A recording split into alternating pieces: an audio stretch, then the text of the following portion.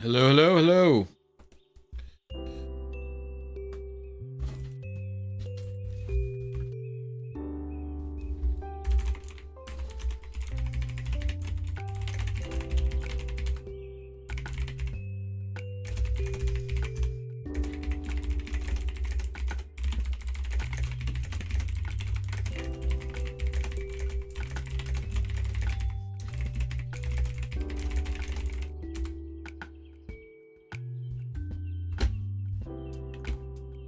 I just want to ping Discord. And then we'll begin.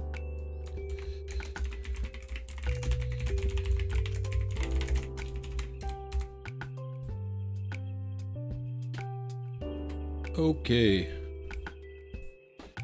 Let me post on B-Sky. I haven't done it in a while. This is Fire and Leaf Green.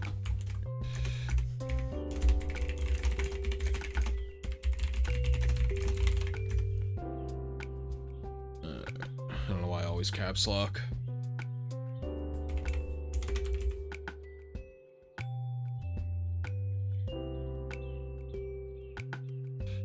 Alrighty.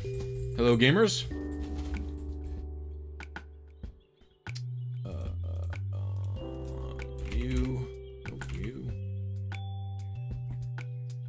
I think we're ready to go.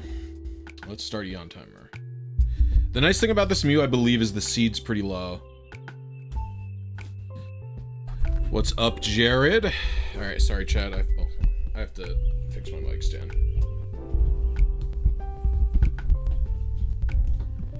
It's come undone somehow. Okay. What's up, Dark Void? What's up, Fire Gozla? What's up, Jared? What's up, Nasa? How you doing? Hope everyone's having a good day.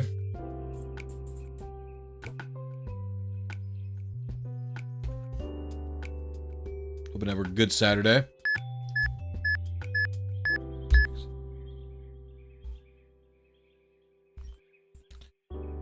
Alright.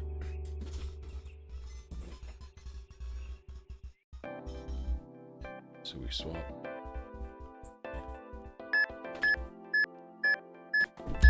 What's up, Caleb? How you doing?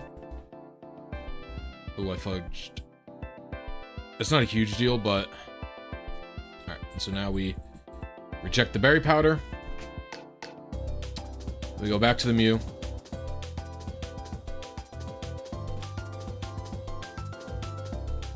And we wait. What's up, Super Pangus Pow? How you doing? What's up, Caleb? The kittens are going... Oh, I forgot to start the timer. The kittens are going completely apeshit in the background. You probably can't hear it, but they're going nuts. Where's my new dog? Come here. Come. Come. Come to my hand.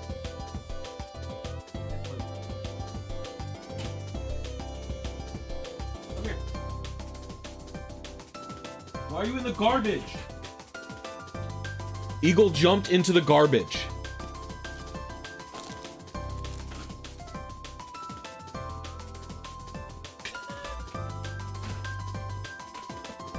Eagle, what the hell? Trash cat. Yeah, you're telling me.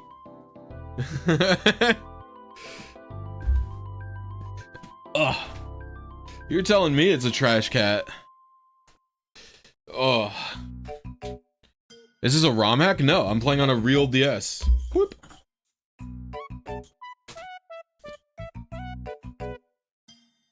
You gotta be a little more uppy. This is in fact not a ROM hack. I tend to not do anything on ROM hacks. I just play on regular system, doing the weirdest, craziest things I can to the regular games, I would say, is the best way to describe what I do. I don't have any members today.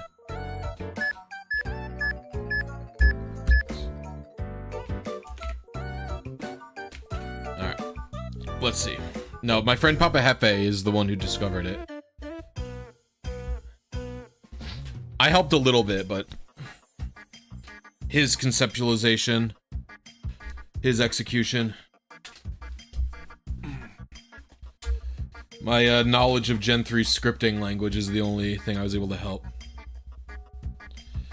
What up, Stig? Are you a Top Gear fan, or is that used in other...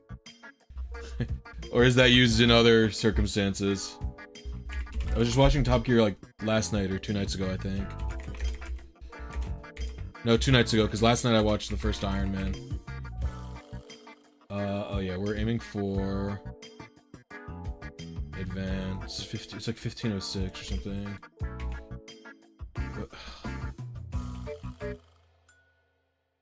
15061 is what we're aiming for, so we'll do, and then we'll do like 16, 1, 2, 3. All right. Forgot to put the level. It's level 30.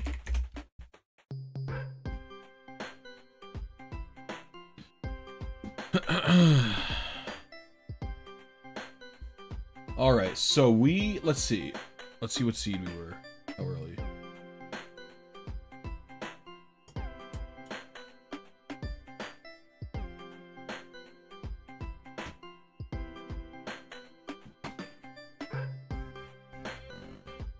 We were a couple of seeds early. I might go one more without Caleb to just see where I'm at, I think is what I'll do. The Faithful Encounter is set, actually. That's the beauty of this MEW, Rigor. What's up, Marvin? How you doing? Random visit to the Retro Game Store yesterday. Saw a green cartridge with no label. Got Emerald for $109. Order a sticky on Etsy to at least have something. 109. That's pretty good for Emeralds right now, isn't it? Isn't Emerald like around 200 at this point?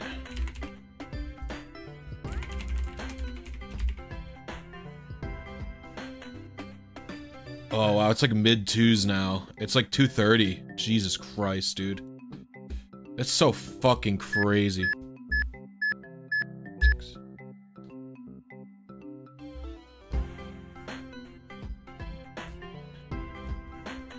So insane, man. How did it get like this?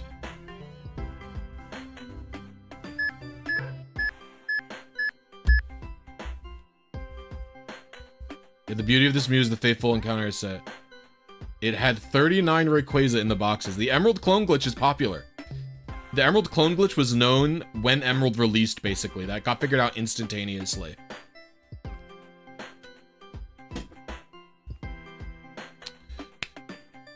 Yeah, this is going to be 6 IV, shiny, and modest, is what this MEW will be.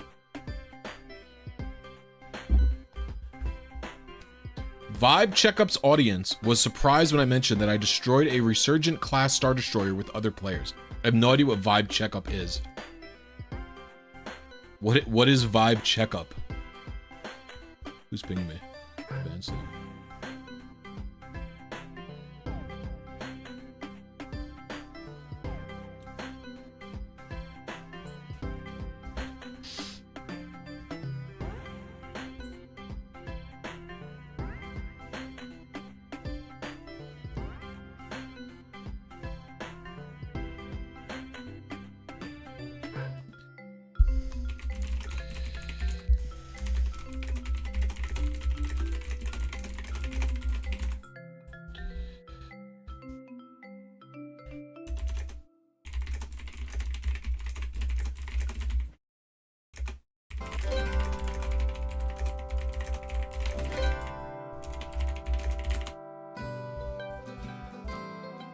YouTuber Vibe Checkup. I've never heard of them. I don't know. Yeah, I don't know. Vibe Checkup. This is a Pokemon YouTuber.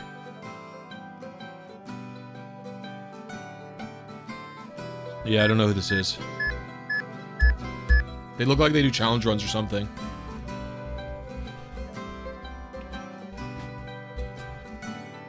But why are you talking about Star Wars stuff?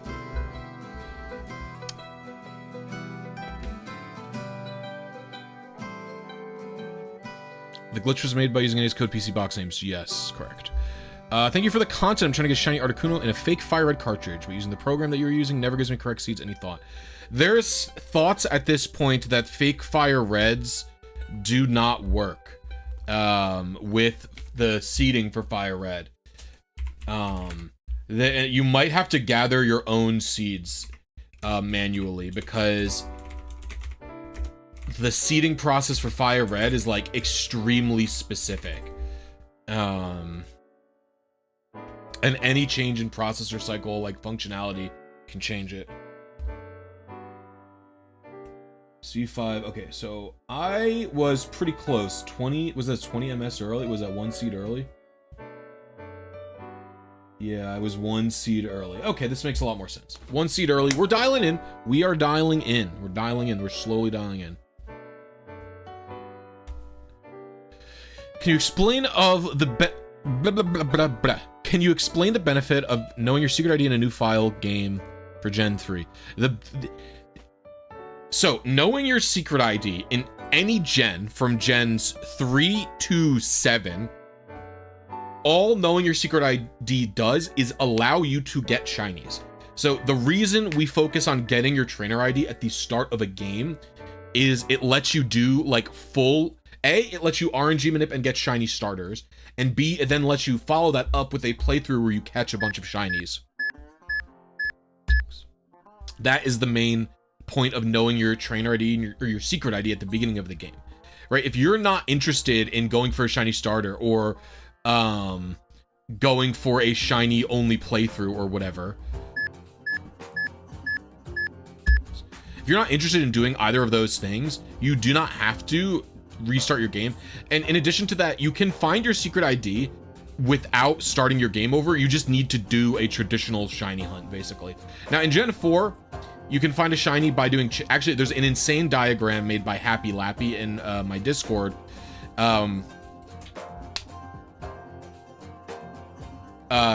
who shows all the different ways that you can get your secret ID in Gen 4, but in Gen 3, you're pretty much locked to just finding a random shiny, unfortunately.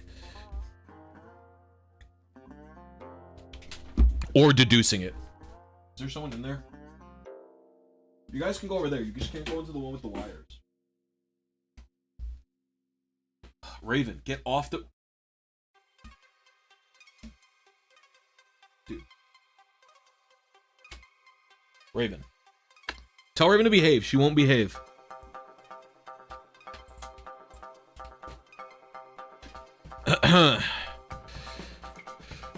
Amazed at all the different PID types in Pokemon. Was talking with Kphotics about BACDUA.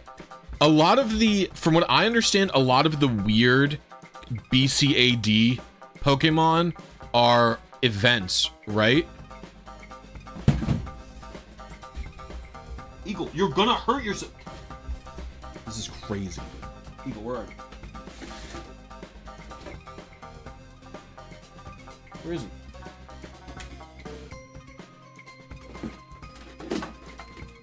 This is crazy. Hurt himself. You're gonna hurt yourself, Eagle. Excuse me. Yeah, BCADR is the most common type, right? I think BCADR is the restricted method one. That's the one like what Wishmaker Jirachi is, right? It's method 1, but only the first seed of the, or only the first advance of the initial seed, I believe, is what BCADR is. It means restricted, right?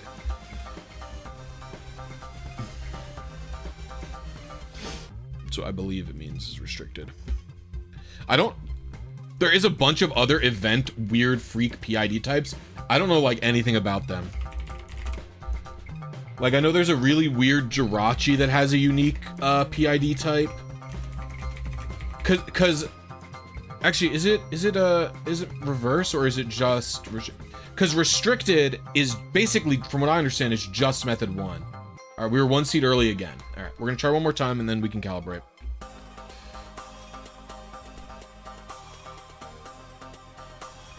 You wanted the Lugia guy from a few weeks ago. I got the shiny Totodile on the ORS. Very nice, Rocket Boots.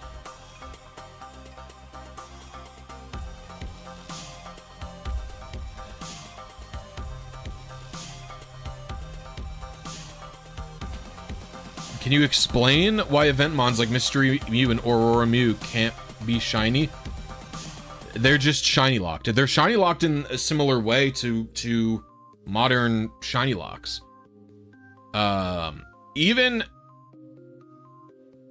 the earliest known shiny lock that I know about, there's probably more, but the earliest one that I know about is the Agato Celebi.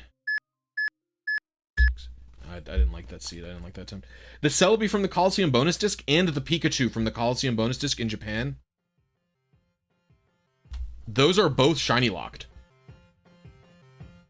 And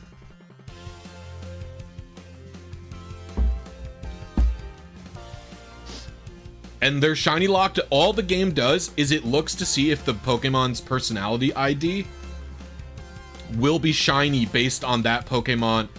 Well, Celebi's first. Well, in-game trades in Gen 3 aren't really shiny locked. They're just hard, like, pre-coded. Like, they're just the same every time.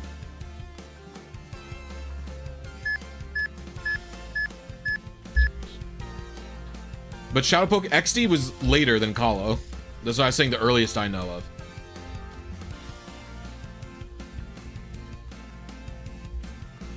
I fucked up. You have to not go into... I can't go into withdraw mode.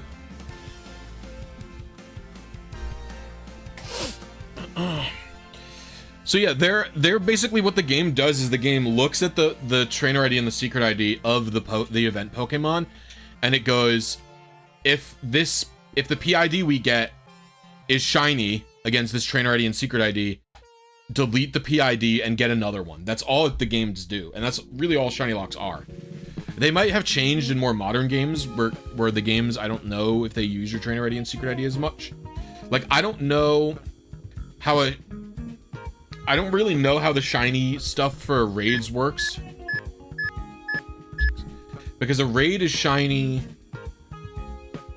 in Sword and Shield, for example. It doesn't need your you don't need your trainer ID and secret ID to RNG shiny raid.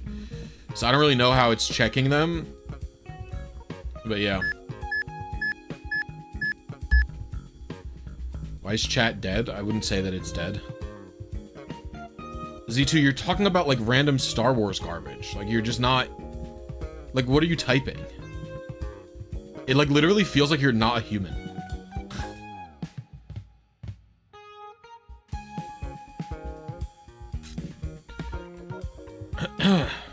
It's also not even noon on the East Coast on a Saturday. So people are probably just like vibing in the... Like there's probably a bunch of people in the West Coast and in the West, and they're just like probably just like in bed opening their phones.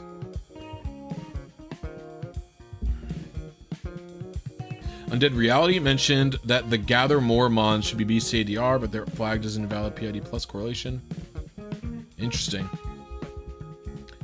The place where you died to Lorelei 70 times. That's a long time. Good morning, Shiny Q Dragon. How you doing? Hope everyone's having a good morning, / day, / weekend. If it is your weekend. It's not my weekend. I'm working.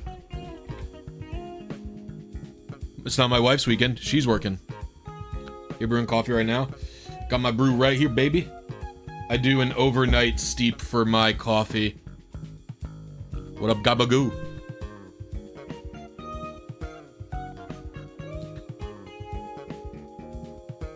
Bruh, this does not constitute work. This is literally my job, Mega Cyber. What? Like, what are you talking? You can't tell me that my job isn't work. Yo, thank you for the 20 months, BitFS.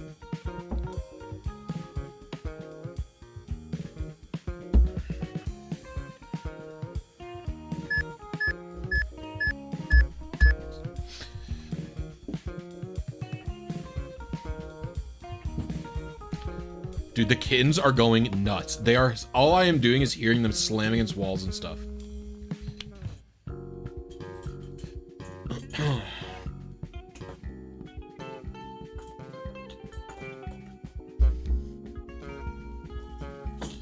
Well, yeah. I mean, listen, I'm not here to say, like, my job is so hard or whatever. I am just, someone says, bro, this does not constitute work. All I'm trying to say when I say, like, I'm not off today is I am working today. Like, that's all I'm saying, basically. I'm not trying to, like, talk about how hard my job is or some shit. Because I don't necessarily think that. But yeah, I am just like... Okay, I was on seed. I was like a few late. Okay, so... Let's get a little adjustment going. Minus 1,000. 22. Okay, 70.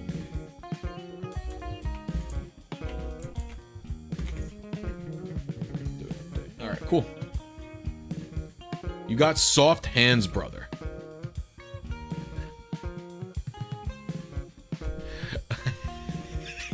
I need you to understand, I have only worked manual labor until this job. Just so you understand. That's so funny. You have soft hands. Why are you mad, Mega Cyber? This is the first job I've ever worked that's even considered like traditional employment in terms of like in office or working at a computer. I only worked manual labor jobs before this. No, I'm not doing that arrow site. You're just fucking with me? I mean, it's not funny. Like, you can't like be like, you quite honestly, you're like really rude and then like reverting back to, it's just a joke or something. It's like, it's like, I don't know. Like, just being a dick then isn't like funny. Or like just fucking with people isn't really funny. I mean, I don't know. I don't care about... Yeah, I just don't think it's a funny joke.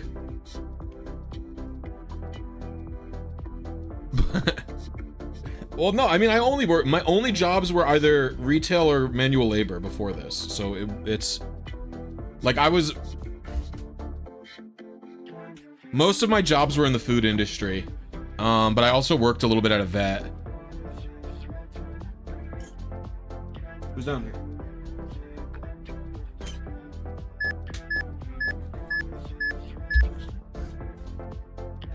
So I was doing, I was a pastry chef, and a regular chef,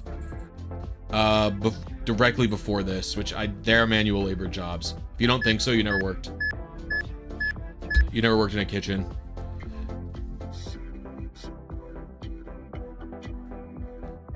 Yeah, I don't know. People, I mean, but the thing is, that type of trolling is like very efficacious. It's very, very effective because it's like they're able to be mean and then just being like, it's like the same as gaslighting almost, where it's like, why are you triggered? LOL, I was just joking. It's like, okay, bro. It's like they say something incendiary into the I'm just joking. It's very effective. That's why people do it. You know what I mean?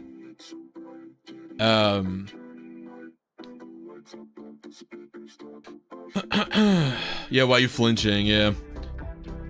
Pastry chef sounds awesome. Was it fun? I love baking a lot. However, I would say the food industry, I did not enjoy it very much.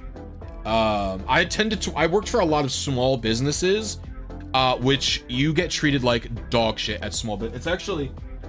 It made me like a little bit like jaded for a while about small businesses. Like people would put up support small business signs and stuff like that.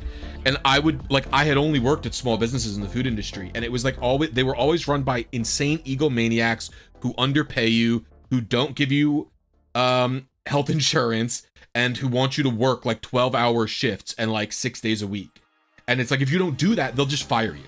And it's like, in my experience, small businesses get away with more abusive behavior because since they have such a lot of laws don't apply as much to small businesses as well, because it's harder to have a small business and harder to run a small mom and pop shop. It like monetary wise, they get allowances in certain ways, so it always stinks.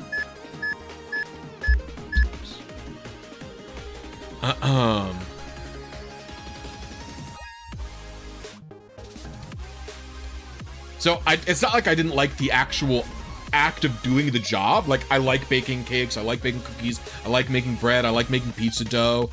The thing is, I worked for about 5 different small businesses over the years. Every single one was like that. They were all run by complete egomaniacs. Not one of them I found. In fact, once I moved over to a corporate chef job at like a chain store, is the only time I got treated any decently. I mean, obviously I have insane stories about the grocery store that I used to work at. But like, because the company was so big, it has a bunch of internal rules. Oh, I think I'm one early or one late. It would have, yeah, I was exactly 1 advance late. You could tell by the IVs, they're 331s there. But yeah,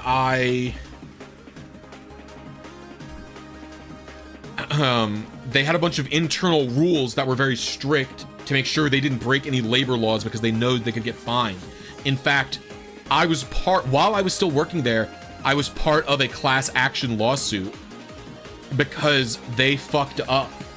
I believe it was unintentional, but they fucked up overtime pay and underpaid a bunch of people. They said it was like an error in their computer system, and they are the ones, they opened it up to us before anyone found out, which is why I tend to believe them. And then they both paid everyone back who was still working there and let you opt into a lawsuit. And so I was part of a class action lawsuit while I was working there, and I got compensated my overtime already anyway.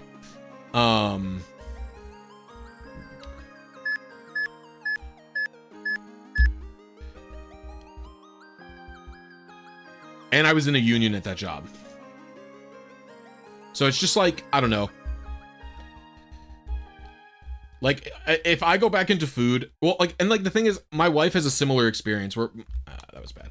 Most of the food experience she's had has not been good from companies. But she's got her first good job in a long time at this place that she's at right now. People are treating her well. So here's hoping. So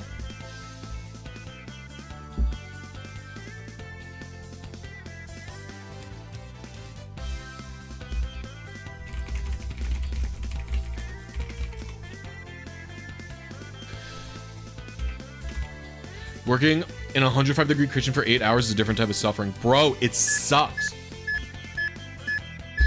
Although, again, at the chain thing, they had AC in the kitchen. I felt like you were saying you feel like a softie doing manual labor. I felt like a softie working in a kitchen that had AC.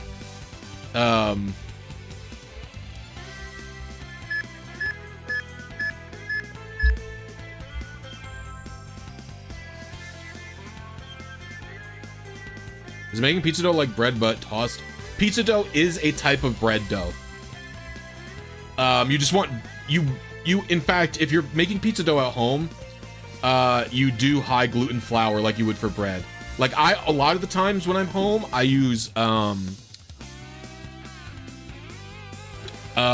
lot of times at home, I just use bread flour when I make my pizza dough.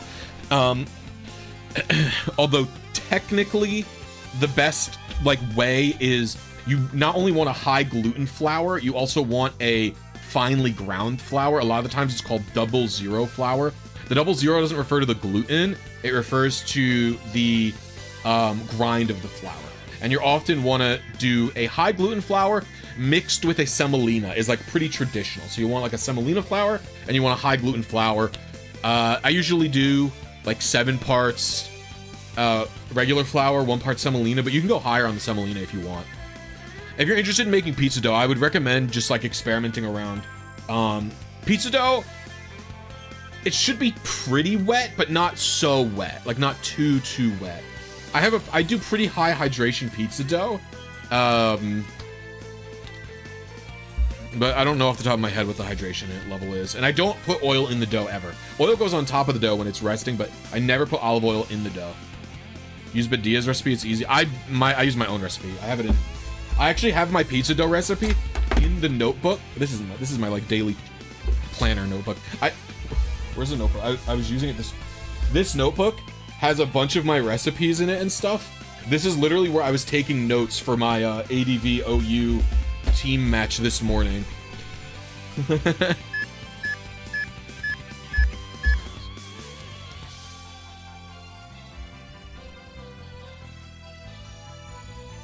Yeah, no, listen, people here. I'm not here to like debate what job sucks the most. I'm not even here saying like it sucks that I'm working on a Saturday. I'm just saying it's like it's not my day off either. Like I plan my day. I get up at 6 and I work until like 4 p.m. on a Saturday. And it's like, yeah, is it stupid that my job is Pokemon? Like, yeah, but like, does it make me happy? And is it me committing to work hours? Like, yeah, also. The biggest benefit of my self-employment is the freedom to not do stuff if I don't want to do. You know what I mean? Like if Amanda and I just want to go away for a weekend, I don't have to worry. There's probably 1 seed late. 512. Oh, that's 2 seeds early.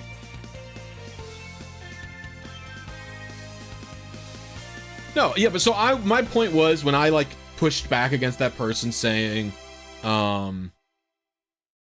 this doesn't work. When I pushed back against that, my point wasn't to say like, oh, this is hard, or to say, you know, the kitchen was the hardest job you can have. Like, I don't care about that type of like arguing, I guess. You know what I mean? Like a lot of people really like to argue who has it worse and what jobs are hard, and it's like I can basically accept like all jobs are going to have difficulties and they're going to drain you in different ways. Like it's easy for me as a person who's done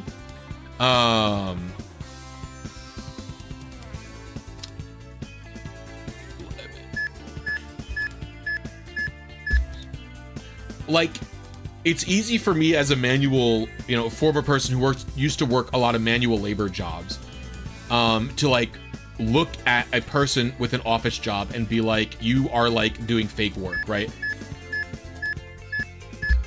It's so easy for me to do that, to look at that. But then at the same time, it's like office hours tend to have different struggles. And like they're just as much bullshit. Like the benefit of an office job is they're not making you physically exhausted in the same way a manual labor job does. And I think that's one of the biggest negatives of a manual labor job, because when you're working manual labor, you do not have the energy to keep yourself healthy. Like you do not have the physical energy to take care of yourself in a way that's good, which really sucks. Because you'll get home, you'll be so exhausted, you just like need to nap. You barely have the energy to even cook, right? And it's like, obviously an office job can be mentally exhausting, but like with a physical, dude, like I was never more unhealthy when I was like working in a bakery. You know what I mean? It's like, because even though I'm literally walking around on my feet all day, lifting heavy, like literally lifting 50-pound bags of flour, right? Lifting these heavy dough mixing machines. I was getting more exercise than I am now, but I was so fucking tired. It's just like, oh, I was so tired. So I was burning more calories in the day, but I was eating unhealthy because I didn't have as much time to cook, stuff like that, right? You know what I'm saying?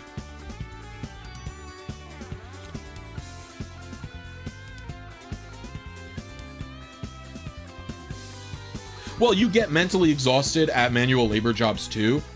Sometimes it depends on the job. To be fair, when I was working pure in a kitchen and I had and my boss was fine and I didn't really have to deal with customers, I don't get that much mental exhaustion. That's true. But sometimes it can beat you down. Like whenever I worked at the corporate place, I would have to deal with customers, and like dealing with customers and also doing the manual labor of all the cooking and stuff, miserable. Oh, it was such mental taxation, dude. These people like coming up to me and like they would like the rotisserie chicken lady would call out, so I would have to prep all the meals for the customers and also do all the rotisserie chickens, and the customers coming up to me being like, which chicken's the freshest? And I'm like, they all went out an hour ago. And they're like, you can't put on a new one because I don't want an hour-old chicken. And I'm like, no, because if I take the chickens off the hot plate, they go in the fucking garbage, or they get made, like, I'm not gonna waste chicken, lady, and like having.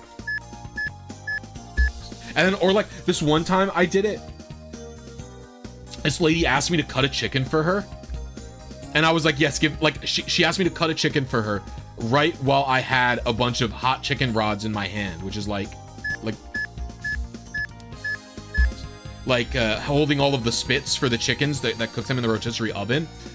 And I'm like, literally, I'm holding like 6 spits. And I'm like, yes, give me 1 second. And I like I said 1 second, I have to put these in the sink.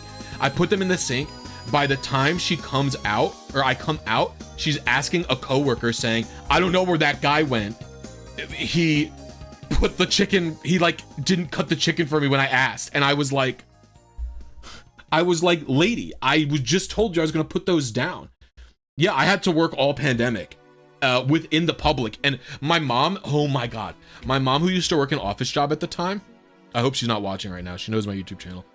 She used to work an office job at the time, and she said to me one time, can't take all the whining. You are sour and bitter. What the fuck?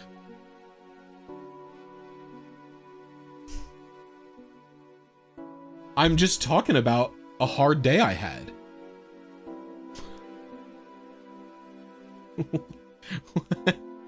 I don't understand.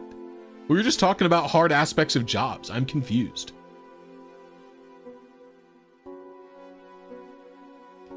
Dawn, are you the Dawn from Revcord?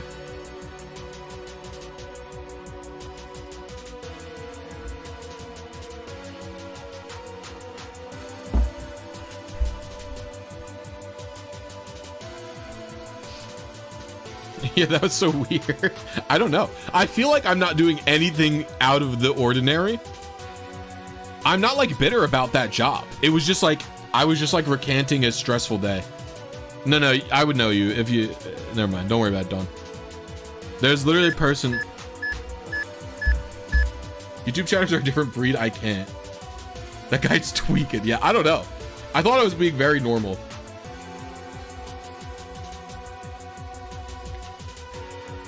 But yeah, it's like, my main point was I was trying to say that type of day is an example where a day at,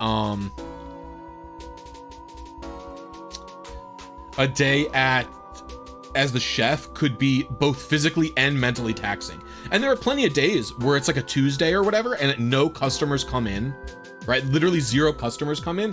And I'm just like on the grill, cooking up like ratatouille and cooking up asparagus all day. Like literally just music playing, podcast playing. No one bothers me a day in the whole, no one bothers me for 1 minute the whole day. That's a day where it's physically tiring, but it's not mentally tiring at all, you know? So I had plenty of those days. I think I'm just skewing early. We're gonna input.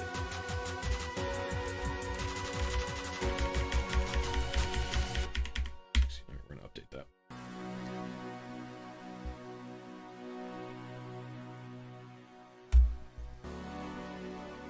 Hey, what's up, Infinite Omniverse? How you doing? What'd your mom say to you? Oh, dude. So during the pandemic, okay, you have to understand, Amanda and I lived in a 1-bedroom apartment during the pandemic, and we also both worked jobs where we had to deal with the public. Okay, so I was the main employee at a bakery. Pretty much the only employee, really. They would have some part-timers who would come in sometimes, but I would do all the baking. I would do all of the sandwiches people ordered, all the breakfast sandwiches people ordered. And I would even be a barista. And then later on, I worked at that chain place I was talking about, where I would have to deal with customers. And so during the pandemic, my parents owned 2 houses. They had a regular house that was 4 bedrooms with a finished basement, an office, a workout room, a kitchen, a dining room, a living room. It was a very big house. That was their main house they lived in, that I grew up in. And then they also had a beach house, which was also 4 bedrooms. And my mom, I was complaining to my mom about how difficult dealing with like anti-maskers and stuff were. I was like, these anti-maskers, like it's really difficult to deal with. These people will scream at you, they will like throw stuff at you, and my mom was like, at least you get to go outside, like you get to leave your house. Like she goes, now it's clear both my parents are artists, so I'm not saying her struggle wasn't real, but she says at least you got to go outside. She goes, I was feeling so lack of like I had no inspiration and so exhausting, I had to leave the house and go to the beach house. And I was like, Mom, I do not care for you right now. Like I haven't seen any of my friends in a year, and you're complaining to me that you had to leave and go to your second house. So I was like, I'm in a 1-bedroom apartment.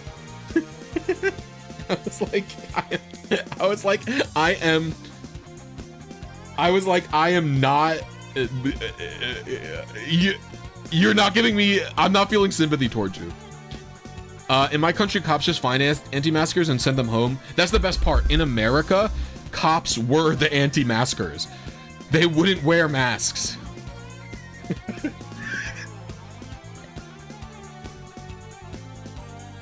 Listen, and again, I'm not trying to invalidate the fact that like being home inside is hard for people, especially like my parents are, my mom especially is very social. She likes to go out, she likes to hang out with her friends. Like obviously she is going to have a harder time with the pandemic than me, who is a shut-in who spends all of their time on the internet. You know, and yes, I missed my friends, seeing them in person. We still played like D&D online instead of in person, but like obviously she was gonna have a harder time with it than I did. But it's just like the specific phrasing of what she said, I was like, you know, it's like you have to complain at the right time to the right I was just not the right person to complain to about that. You know what I mean? That's just, you shouldn't complain to me about it. You could complain to someone else. Complain to dad. Complain to someone who works an office job. You can't complain to me about that while I'm getting screamed at by anti-maskers at a fucking cafe where I took a pay cut to work at so that I wasn't working 6 days a week anymore, and then ended up having to work 6 days a week. Literally, I was getting paid a lot of money, but I was also like, it was like a pretty high hourly wage for a bread baker. And also working 6 days no, I was working 7 days a week, and I wanted to die. And then I took a very big pay cut to take this job, that job, and then they ended up working me 6 days a week, even though they told me they would only work me 5, and I just wanted to die.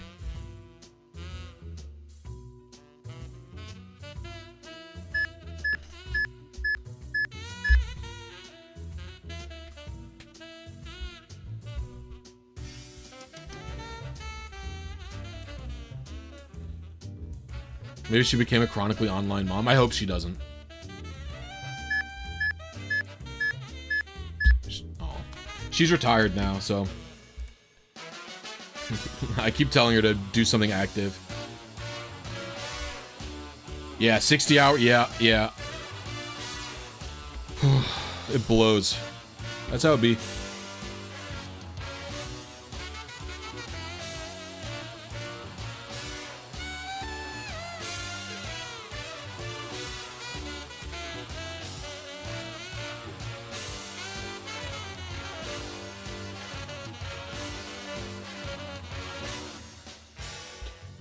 I try to be nice to people at delis. Dude, the craziest story I have from when I worked, because when I worked at when I was like at the corporate job.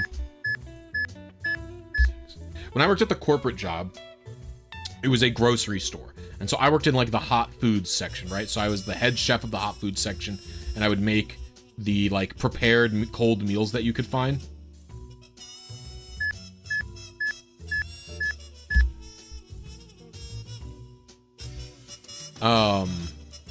Like the prepared cold and hot meals that you could find, like pre-prepared stuff that you would find, right? That's what I was doing. And sometimes the deli would be so short-staffed, and I would finish early, that they would ask me to go help in the deli. And which is fine. Like, I don't mind working at the deli for my chef hourly rate. Like, that's totally fine. But dude, I remember one time I like cut someone's, like, all they asked for was like a quarter pound of ham, right? And so like, let's say this is the deli counter. My hand here is the deli counter. I go, okay, here's your ham, ma'am. And I drop it like that, right? That's what I did. I dropped it like that. She literally picks the meat up and throws it at me. Literally throws it at my face and starts going, oh, these fucking kids these days are so disrespectful. Have some fucking respect. She starts screaming at me about how I'm I literally never in my life did I even comprehend what I could have done to her. It was like my brain was fully broken. My fully broken brain. I was like, and I like stopped and I went to the manager and I was like, this woman just threw this at me. Like, can you, like, what? And so I talked to my coworker about it after. This kid, oh, he had a French name. I can't remember his name, dude. He had like a French name. But anyway, I looked at him and I was like, what was going on? Like, do you understand what happened? And he goes, I think she thought it was disrespectful the way that you lightly tossed it onto the counter. And I was like, wait, are you for real? And he was like, yeah. He goes, I'm pretty sure that's what she was mad about. I was shocked. Yeah. Okay. Can we talk about how the 2025 Pokemon VGC Utrecht Special Championship has 880 less players than Battlefront 2? Is that not an in-person event?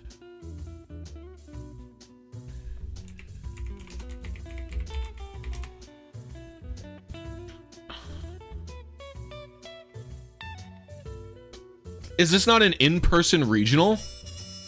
Does Battlefield have in-person tournaments like that?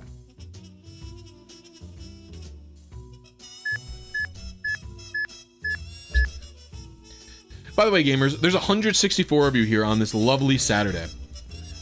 If you're having a good time, if you're enjoying yourself, please consider hitting the like button on the stream. It really helps me out, and it's free to do. We don't even have 100, we don't even have 50 likes on the stream right now. On top of that, if you want to support me a little extra, you could consider becoming a channel member. It's only $1.99 a month. If you become a channel member, that's 1/3 the price of a Twitch sub. You get access to my videos early, you get access to behind the scenes content, you get access to a bunch of special emoji that you can spam. All of my channel members, I have a video coming out today. My channel members got to see that last night. I uploaded it yesterday around 5 p.m. EST. So that's been available for a full day for channel members to be able to watch. So you would have gotten to see that a day early. And yeah, I'm a small independent creator. I don't have any editors. I don't have anything. It's just, you're literally directly funding me. So it helps a lot. And YouTube's payout is way better than Twitch or other websites. So that's why I appreciate it. It was a good vid. Thank you very much, Marvin. I appreciate you. Working in food and people service industry sounds like hell in America. Yeah, it's bad, Sun Tzu. Although I'm sure you had it worse, being that you worked with war.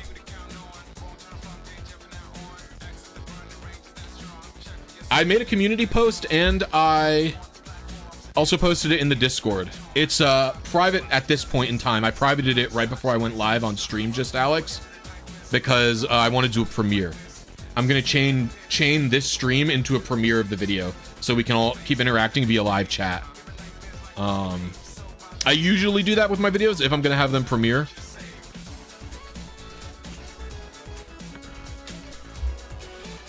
Oh.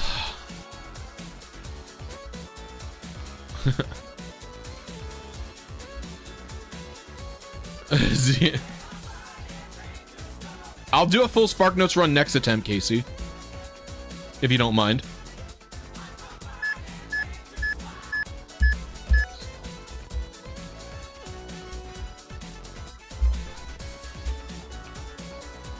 Yeah, YouTube has a way to do members only to public, but YouTube does not have a way to do members only into Premiere yet. So what I do is I make it members only or unlisted, and I promote it via members. Like, I do it via the community post for members, and I ping members in my Discord. Alex, is the way that I try and get that communication across. And then eventually, if I'm going to do a premiere, I private it a few hours before the premiere, because I have to, unfortunately.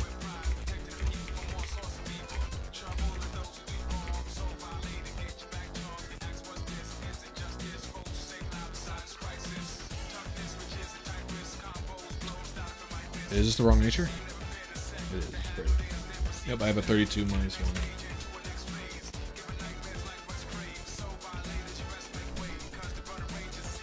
I barely use my member benefits. I just think you're so cool that you get my $2 a month. Well, I appreciate you, homie. BitFS my goat. I mean, ultimately, that's what I try to be. I try to have good energy like that. Sometimes I can, you know, yeah, I don't know.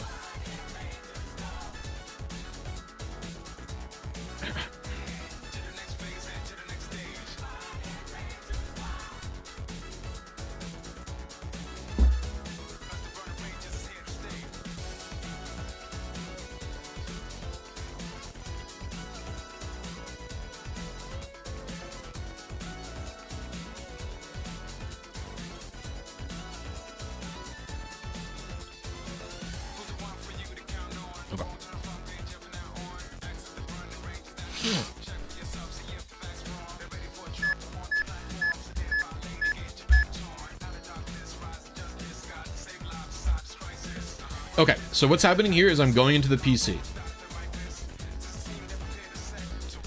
Swapping my regular Ditto with this glitch Pokemon activates my box names as code. What the box names as code do is they put a script for the berry blender here. Or for the berry powder minigame here. You say no to it. The script for the berry blender thing copies a hidden variable into a different hidden variable slot that's used to determine what species the event Deoxys is at Birth Island. So we've overridden the Deoxys Birth Island script to say there's a MEW there instead. And then that MEW is put into this box here, this NPC here, which is the bookshelf. And that is why we're able to get this. So it is going to be here, and it is going to be a fateful encounter as well. I've never done cosplay, but I do have like a bard outfit that I've worn to Ren fairs. The one moving NPC affects the advance that I hit, not my initial seed.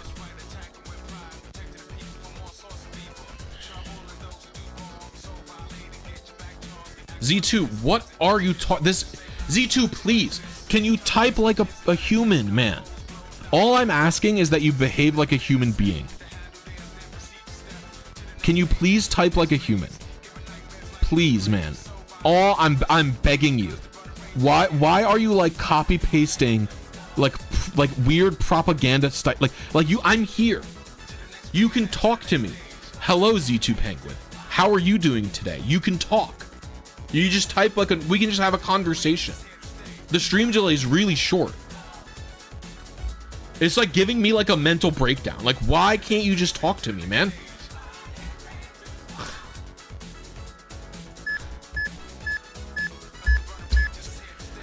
No, it's not a bot. I know who this is. No. There's an event going in, there's an event, they're talking about the VGC event that's happening in Holland right now. What their message is saying is they're saying the VGC in-person event in Holland has less players than like an online match of Star Wars Battlefront 2. And they're saying that Pokemon is dead compared to Battlefront 2. And I'm like, what? And people are like, yes, Battlefront 2 is an online game. This is an in-person tournament. What are you smoking?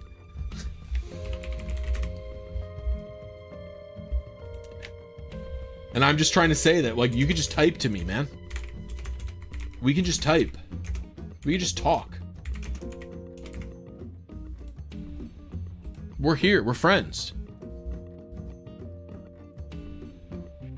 All right, I was like 6 advances early.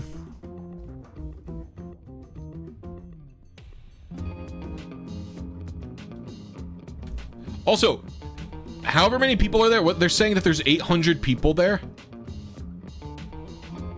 No, there's 619. 619 is a lot of people to be at an in-person tournament. I don't know how many people, like, I don't know how you, I don't know if you don't understand this, but 619 people for an in-person tournament is not a small number. That is a lot of people. I do think, the one thing I do think is that Pokemon tournaments are small. Both in viewership and in entries. They are small for how big of a game. For how big of a game it is.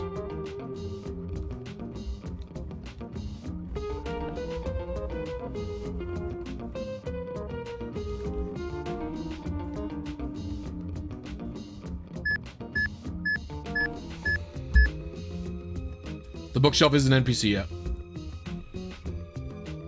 Okay, that's...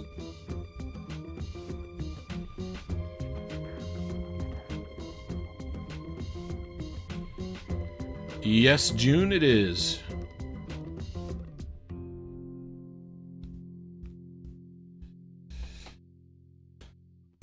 It is that time.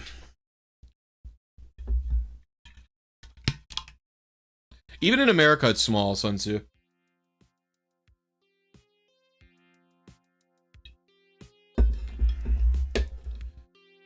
That was Jotaro's theme. That was Jotaro's theme from Diamond is Unbreakable. But that's my point, is that, like, competitive Pokemon should be gigantic relative to how big the franchise is.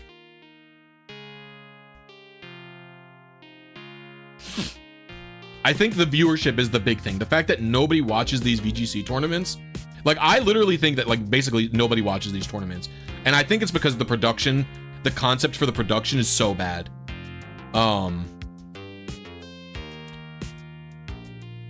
Like, the downtime between matches is just unbelievable, man. It's like truly crazy. Do you commission VGC? No, I have never been paid for any of the teams that I've made. And I'm not interested in taking money for anybody also.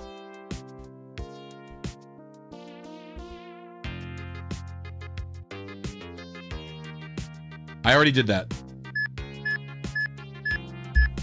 It's actually the first e-reader video I ever did, Scorpe.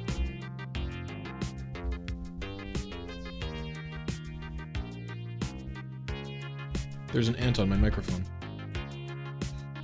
Yeah, it's I don't know what the thumbnail even is actually, but it should be in my e-reader playlist. You'll be able to find it. Where's my e-reader things? E-reader. I made it not the first video. Oh, yeah. It's an e-reader with Reggie dolls. How many views does this video have these days? 28,000. Yeah, it's small. It's a small video. I should change this. This can go up to here. This can go down here. Whoa, chill. Dude, the playlist organization is like not a good feature, man. If you know one thing... Stop it. I'm trying to organize my videos in terms of content. This is not this is like a tutorial video. Are we good now? All right, we're good.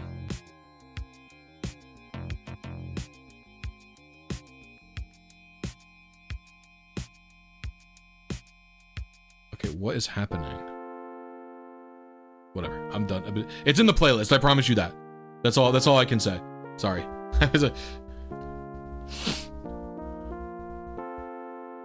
Is this still the pizza stream? Dude, we were talking about pizza dough earlier, Gabriel. We literally were talking about pizza dough. Again, I couldn't believe it. People were talking about pizza dough again. I'm not making pizza today, though. I think we're having lasagna for dinner tonight.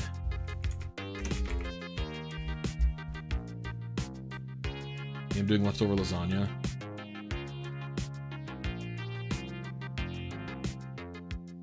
That's like 1 seed early or late. Can we get your pizza recipe? No.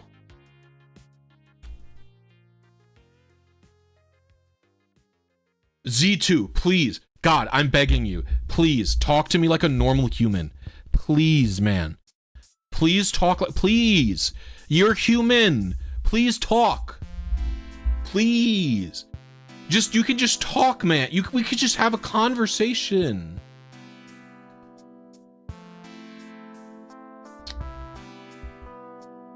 Sysbot says hi to VGC commission. I mean, you can easily be caught with a Sysbot. The world championship that I made Freeze Eye's team for, a bunch of people got banned because they used Sysbot bad.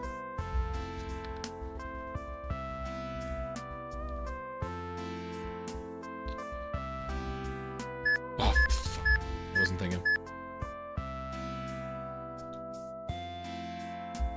No, I think that there's, for VGC anyway, I think that there is a big enough adult player pool who is enjoying competition, who enjoys game competition, because you don't even need to talk about the player base for VGC. You need to talk about the viewer base, right? The viewer base. There are plenty of people who are like tangentially related to competitive, who would watch a match, but who wouldn't necessarily compete in a match. The amount of people who would watch competitive play is significantly higher than the amount of people who would actually play it. And it helps that Pokemon is something that is very easy to understand when you watch it, right? It's like, for example, the main competitive game that I play and watch is Super Smash Bros. Melee, right?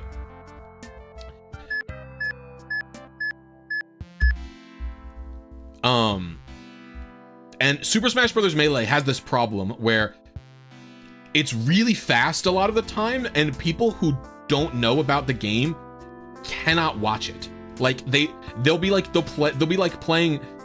Like I had multiple times people back when Smash 4 was out tell me they thought the Melee was on fast forward. They were like, or like I was doing like fast Melee or something.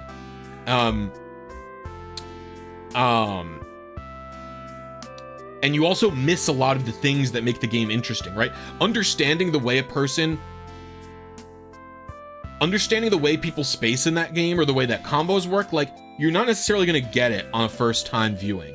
But Pokemon, if you know literally anything about Pokemon, you understand that move goes to target, and move does damage, move causes burn, and it's like slow. And like, I don't mean that the matches are slow paced. I mean that like the game is very careful about how it shows everything happen in the specific order for clarity of the people competing.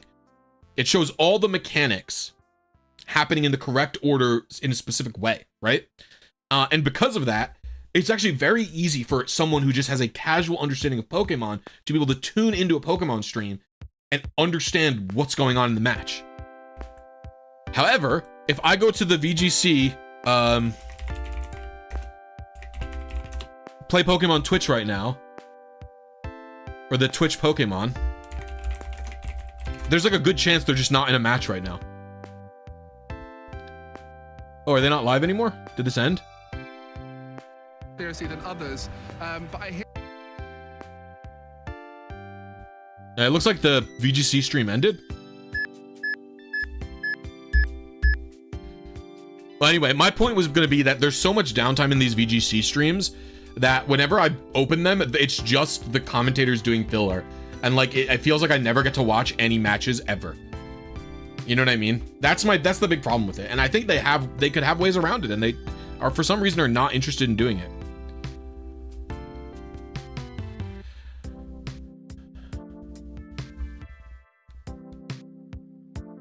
Yes, it will obey you. It has the fateful encounter flag.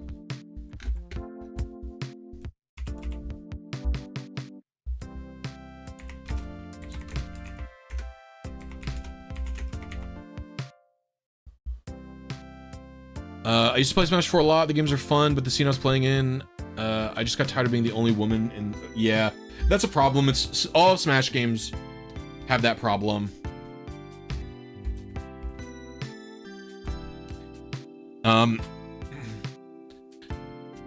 And whenever people try to do something to get more women into Smash, like there was that Smash Sisters event that people would run. It was like women only brackets to like try and make events more women friendly and stuff. It like you just get like weirdos coming out. Oh, it's like so sad. I think the scene tries. A lot of scenes try. It's going to be highly dependent. It's going to be highly dependent on your local scene, what's going on, and who's your local TO. Like, some people are going to be very nice, accommodating, and inclusive. I tried to be like that when I was a TO, and some people are going to be not give a fuck and also be weird. Pokerus is like 1 in 20-something thousand, isn't it?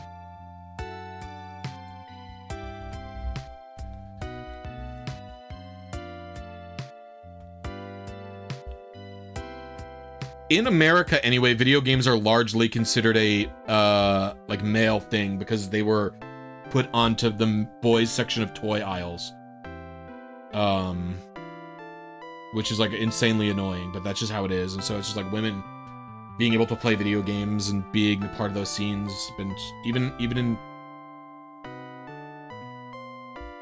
games that explicitly cater to women, so, like, Pokemon is a game that really doesn't cater to a specific gender, I would argue.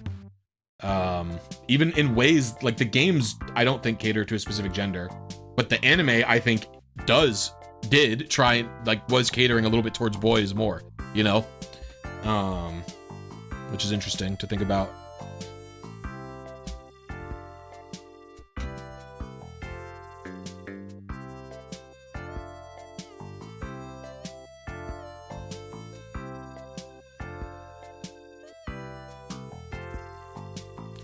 I mean, remember, the former director of the anime used to say, he's on record saying the reason they changed the girls out from Misty and May and stuff all the time is to give the young boys new eye candy to look at, which is a crazy thing to say about an anime for 6-year-olds.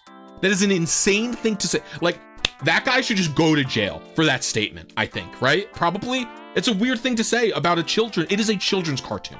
It is a children's cartoon. It is a weird thing to say. Weird thing to say!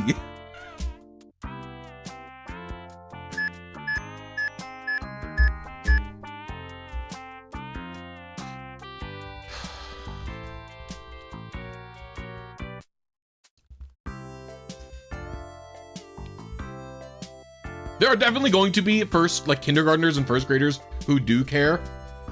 But, like, it's just still weird.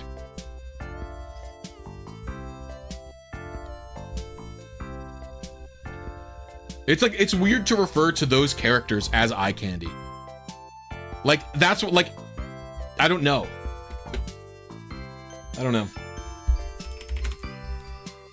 It's just weird to say it. It's weird to say it.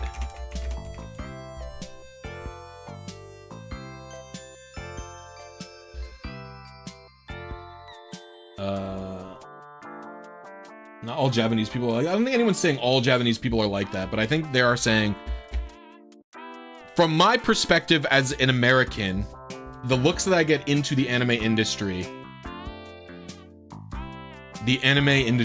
specifically gives that type of vibe.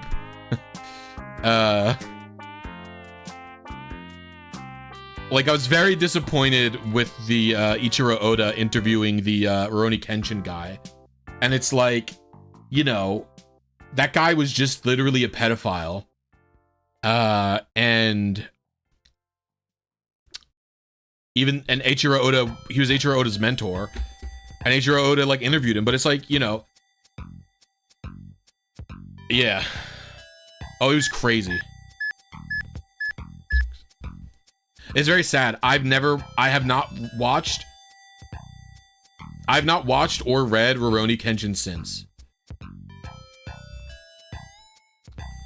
It's very sad because I really, really liked it.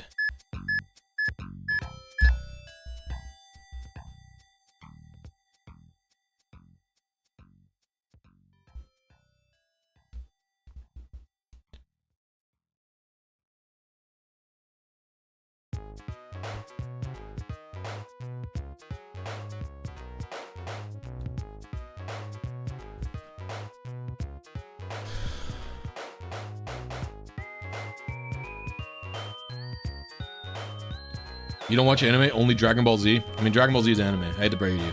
And Dragon Ball Z has the pervert thing. Master Roshi is the pervert character. Well, I tend to read manga if the anime was a manga first. But there's plenty of anime that I like, and there's plenty of anime that aren't manga.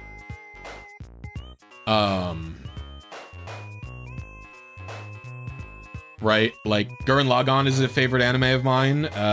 It's not a manga. They don't have a manga for it. And it's a very awesome show.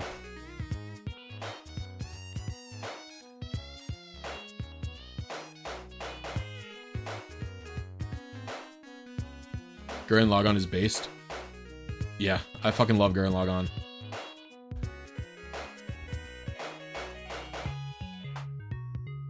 Yeah, but I don't care about it. They're like I'm caring about the source material from the creators, and that's what Gurren Lagann is, right? It's like I'm not. What's the point of reading the manga adaptation of an anime? Yeah. Why do you dislike Gurren Lagann?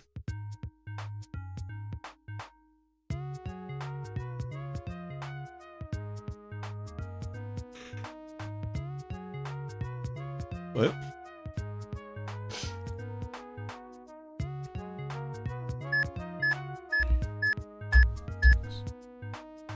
I love Gurren Lagann. Well, Cowboy Bebop was the same. They made a manga for Cowboy Bebop after the show ended.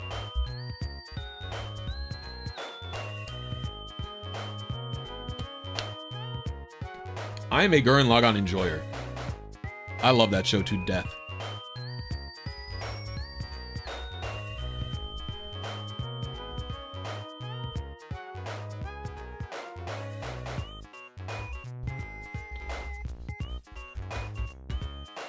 Bold.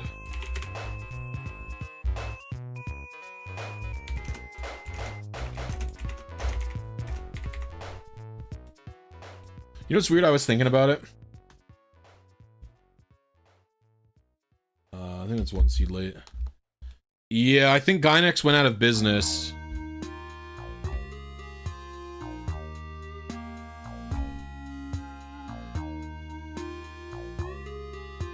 And then I think the studio that they all left to make bought all of the assets of Gynex, didn't they?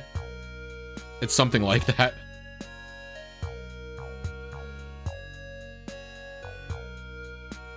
Thoughts on manga spin-off of mangaless anime? I mean, that's cool. Like, side stories is a different thing, right? It's the same, like, JoJo's has a bunch of stuff like that, where JoJo's has a bunch of JoJo's has a bunch of regular, like, novels, or light novels, they're called in Japan, to, like, tell side stories of other characters.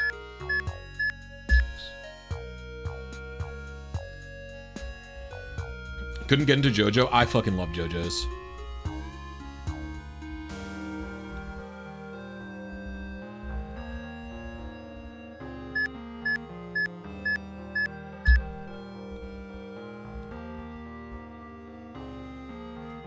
Gurren Lagann hits my, hits one of my sweet spots for storytellings.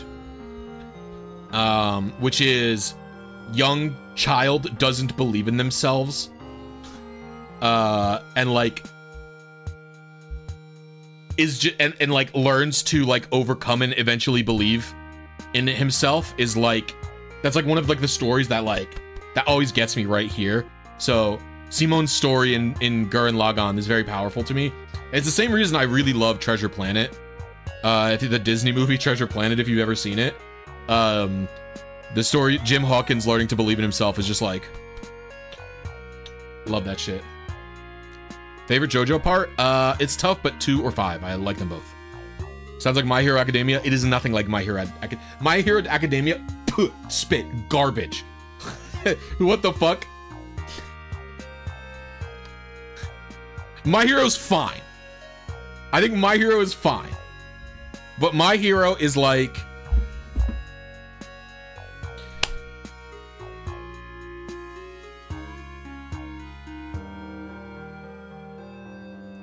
My Hero is standard shonen, okay? There are shonens. I need to... Dragon Ball Z is like the kind of originator of a specific shonen type, right? So Dragon Ball Z, you can take it, ignore it. It's the start of it. You can't count it for all the other stuff. Certain anime try to replicate what Dragon Ball Z did as shonen, just like Dragon Ball Z. And they're not really like...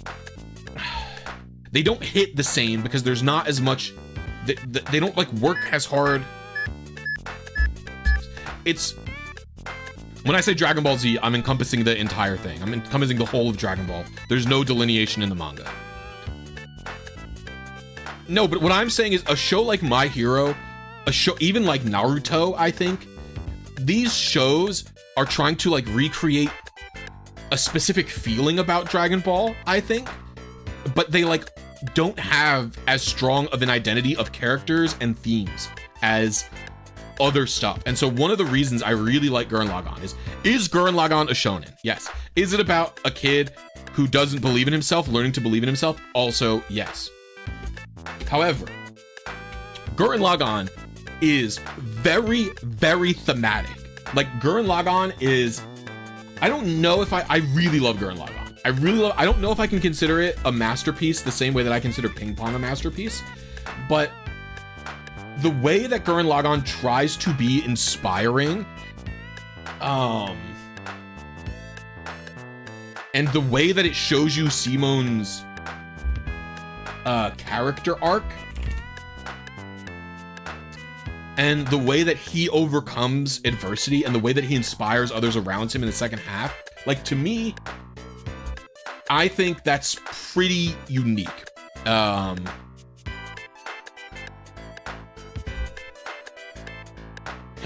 I think that's pretty unique. And I think that it's got very strong themes. It's got a very strong theme, basically. And I think a lot of other shows, like okay, I'll put this out there, right? A lot of people might know that Gurren Lagann is a mech show, right? They fight in giant robots. I have a friend, I'm still friends with him, who I had to... The one character died because the main character... That's the point of the show. You... What the fuck? Pengus, you...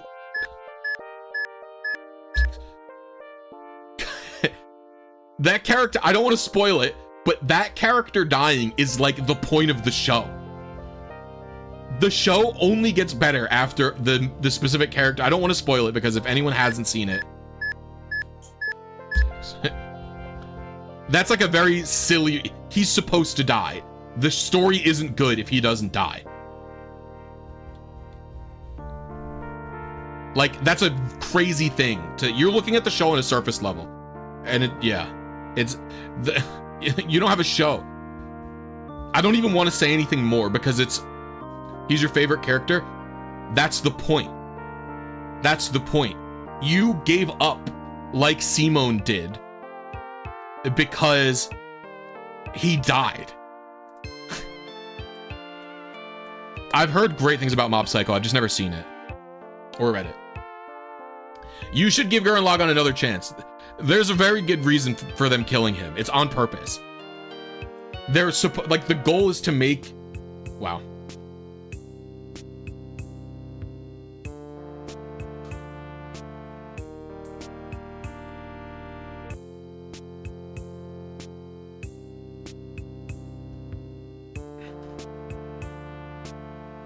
Gurren Lagann tells a compelling story of age compared to most shonen where you have a main character that basically doesn't change.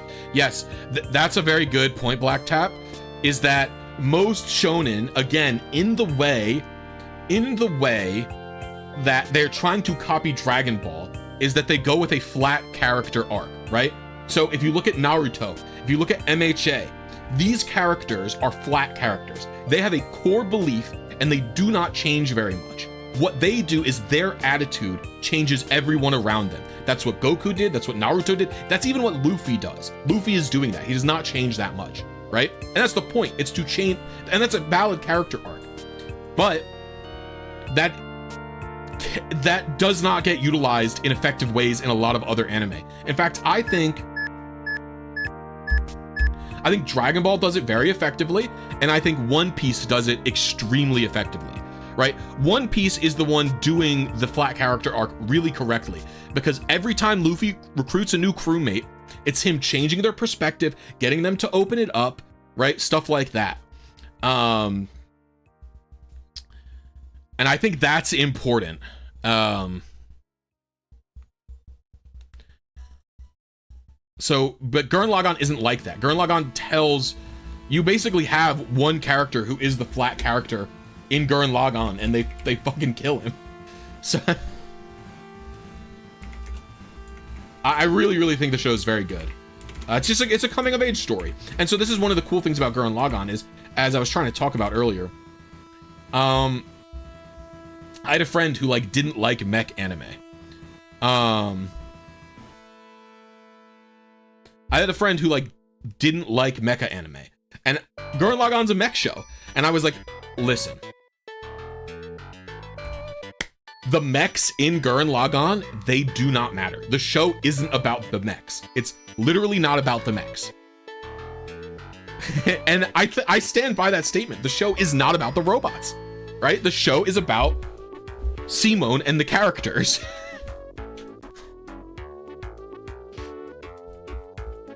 The show is about learning to believe in yourself, and eventually when you can do that, the show becomes about Simone teaching others to believe in themselves and push past their limits and push past what you think you can become.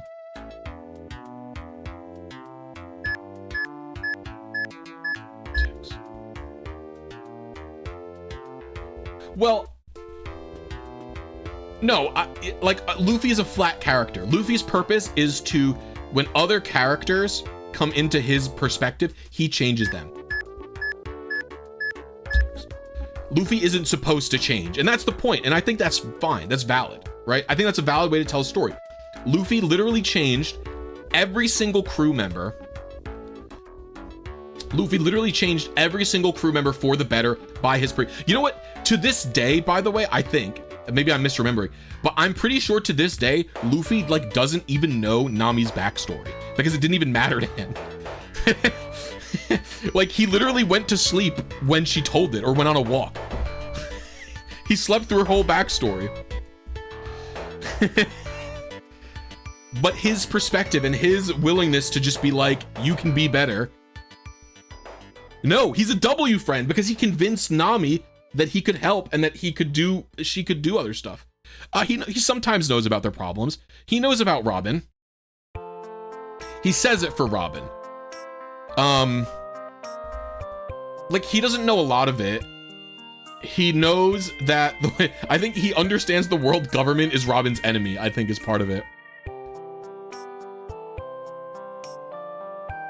Yeah, so that's the point. That's called the flat character arc, right? The flat character is Luffy. They are the character. Luffy is the character who knows the truth and he shows it to others. Luffy doesn't just do it. Luffy doesn't just do it to his crew. He does it to everyone. He does it to like tons of other he does it to Law. He does it to his enemies. He did it to Katakuri. I would argue Luffy did it to fucking Kaido.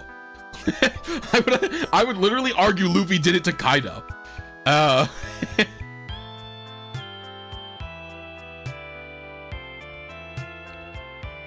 Bellamy as well. He did it to Bellamy.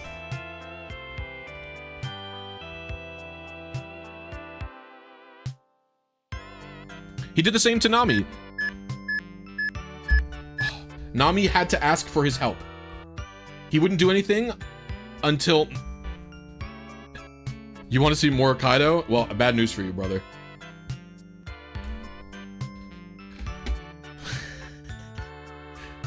Horty Jones is okay.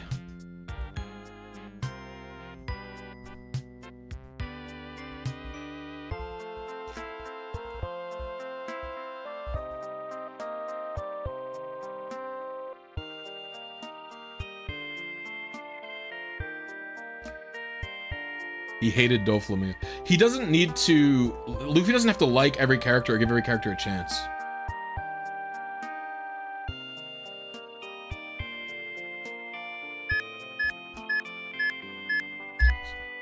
No, it's not just Pell. There's a lot of characters.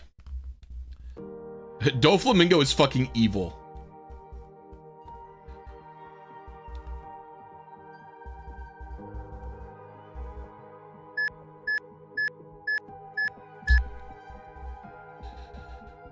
Skypiea is slept on. Skypiea is slept on because the anime is horrible. The anime is truly god-awful. You just have to read it. Skypiea is one of the best arcs in the series.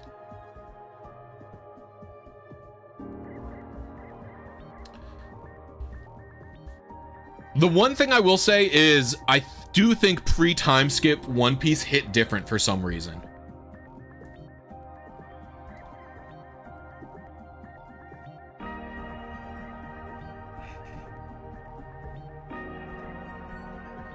No, I mean, I think Skypiea is one of the best arcs in the whole show. I think Arabastia, I think Skypiea, godlike. They're godlike. They're some of my, like, Skypiea is like peak One Piece because of the way it's doing the fantasy. It's like pure adventure fantasy while he's also saving a kid. Like, it's so great. Skypiea is amazing. I do think post time skip, the best arc is the Odin flashback stuff.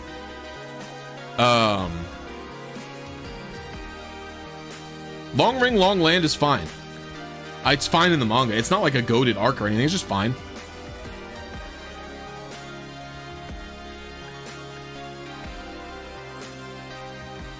Oh, dude, Noland being revealed to have gone to see the tiny people in Dressrosa was so gas, where they have a statue of him. Oh my god, that shit was... Dude, that shit was awesome. When it was revealed that Nolan had been there, it was so fucking awesome.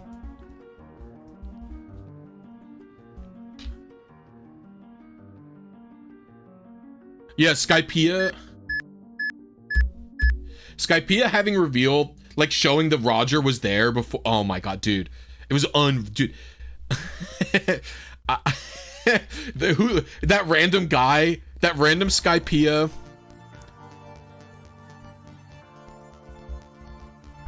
That random Skypiean citizen who points to Robin and goes, "What about that extra stuff on the side?" The goat.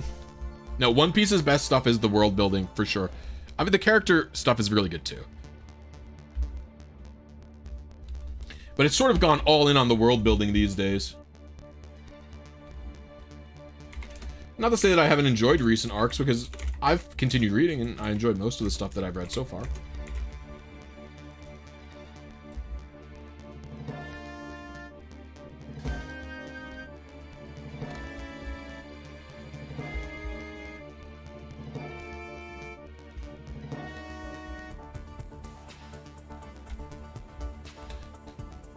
And Wano's probably shorter than it was supposed to be, because if you... The panels in One Piece...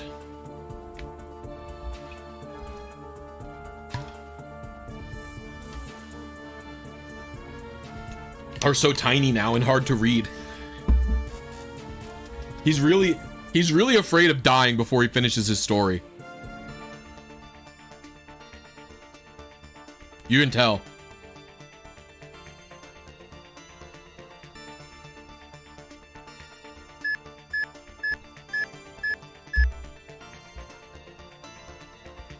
I think people have a good handle on what the One Piece might be. I think that I'm personally in belief at this point. I'm pretty convinced after the stuff that's been revealed in oh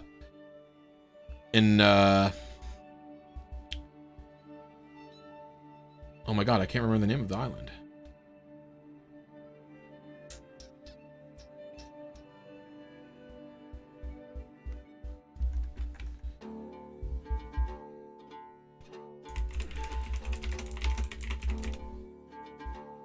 Elbaf. The stuff that was revealed in Elbaf, at this point, I'm pretty convinced it's, the One Piece is destroying the red line. I'm pretty convinced that theory is correct. I don't know why Roger would have been early for it, though. That's the only thing I don't understand, is why Roger would have been early.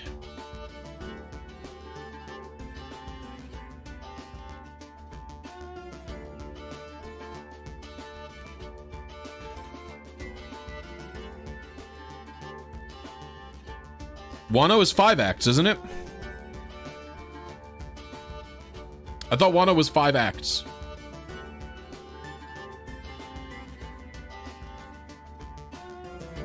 There is not yet, Nav.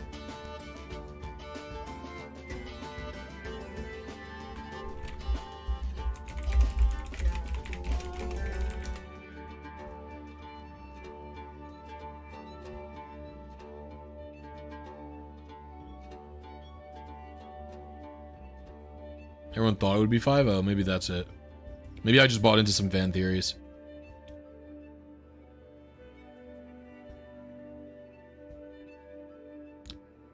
Later, Velas. What's up, the J? Trying to catch a Kyogre stream, but I barely missed you. Big thanks to your guides. Were able to help me get a shiny Sinnoh legendaries. Very W. What legends you got? RNG is surprisingly fun when you get the hang of it. I know. So many people think that like RNG manip is like some easy mode where you just like do whatever. But it's like, no, it's like a fun skill-based thing that you learn how to do. Absolutely adoring all the Taz music in the background. Thank you. Say what you want about the show these days, but Griffin McElroy makes very good music. I very much like the soundtracks to even Ethersea, which I didn't even like that much, but the soundtrack is gas.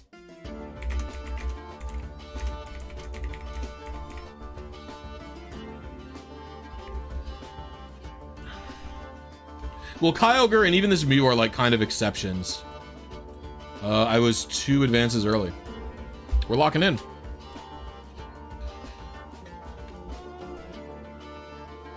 Yeah, that sucks. It's hard to do that, Jay.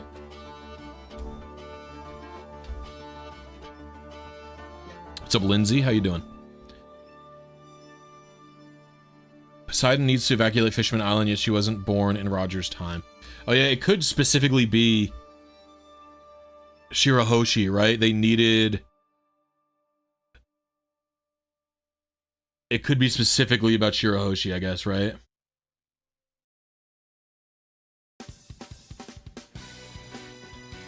Yeah, maybe they need all 3 weapons to destroy the red line, and Shirahoshi's part of it.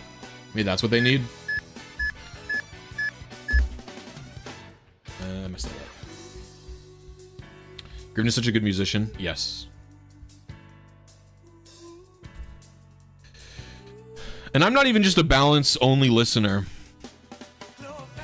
I listen to Balance, I listen to Amnesty, I listen to all 3 of the mini arcs they did after Balance.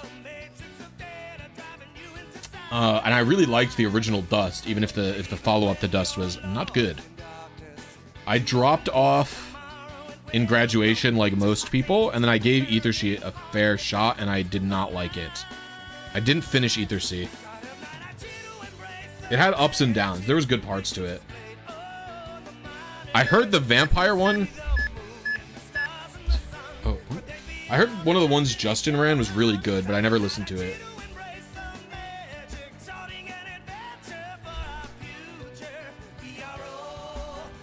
What is this? What, the melody? This song? This is called "Angels with Burning Hearts," English version.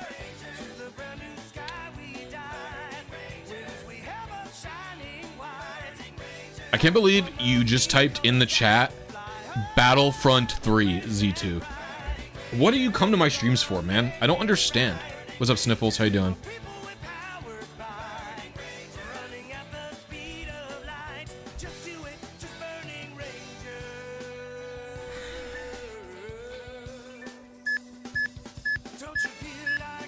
I've never watched. No, he's not a bot. I have never watched Solo Leveling. I heard my friends say it's good, but I didn't watch it.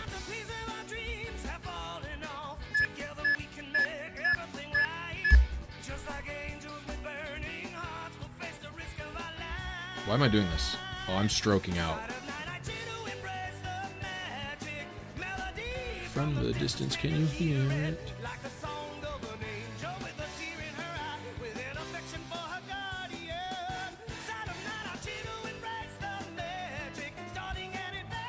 Solo leveling is just slop. Yeah, that's what I thought. I feel like a show called Solo Leveling can't be anything but slop. Maybe I'm being too judgmental, though.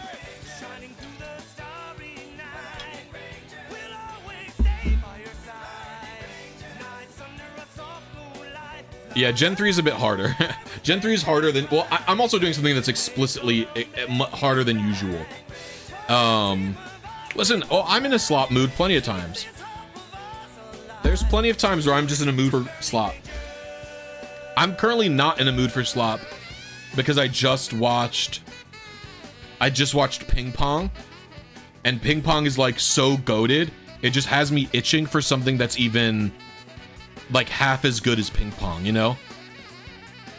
Does it exist? Is something half as does an anime half as good as Ping Pong the animation exist? I don't know if it does.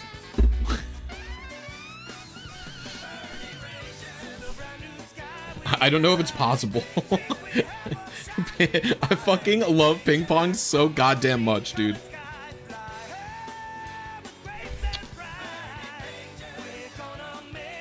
That's quite the endorsement. I love Ping Pong, the animation, so much. It's so gas. Ugh.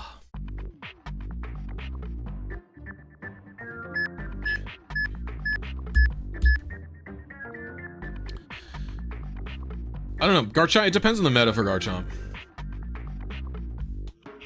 Didn't Garchomp fall to UU in Gen 9 already at one point? I don't know if he's back up. I haven't played Gen 9 OU in so long. Dude, I can't stop gushing about Ping Pong the animation. It's literally a masterpiece.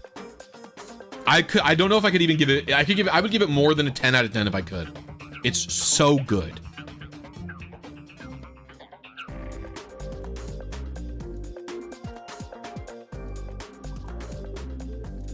It's on Crunchyroll.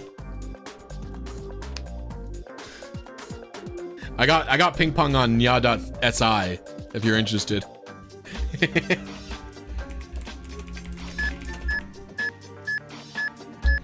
I think Ping Pong was dubbed by Funimation, so it should be Crunchyroll because they purchased, I believe Crunchyroll purchased Funimation, right? The dub's actually not even bad. I watched the dub for the first time on my most recent watch.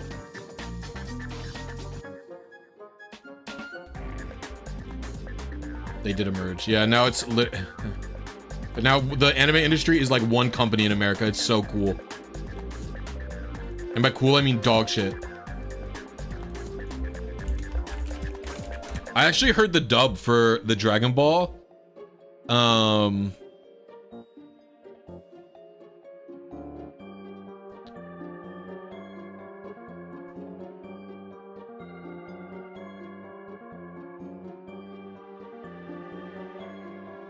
Daima was like not good, or like they fucked it up somehow.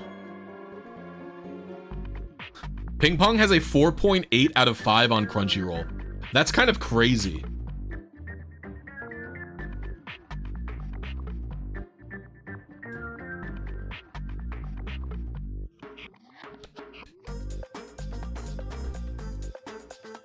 Void Arceus is legal, just not shiny.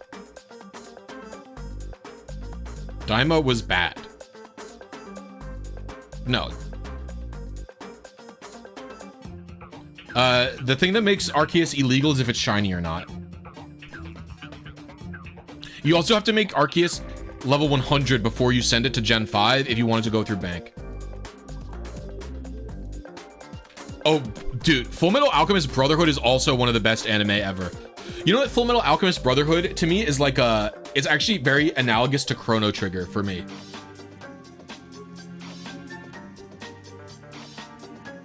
Where it's just this thing. Hold on.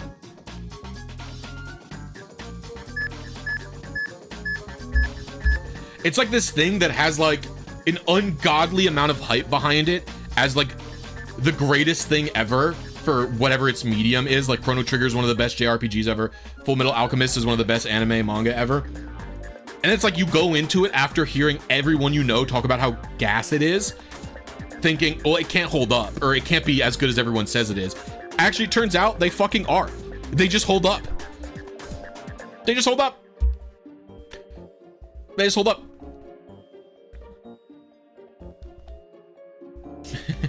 They just fucking hold up.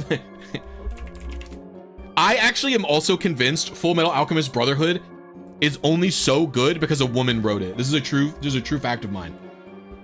True belief of mine. Because it doesn't have any of the pervert characters.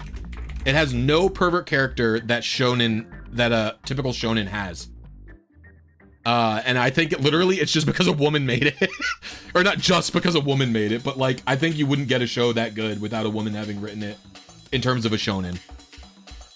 Because it's like a lot of shows or a lot of shonen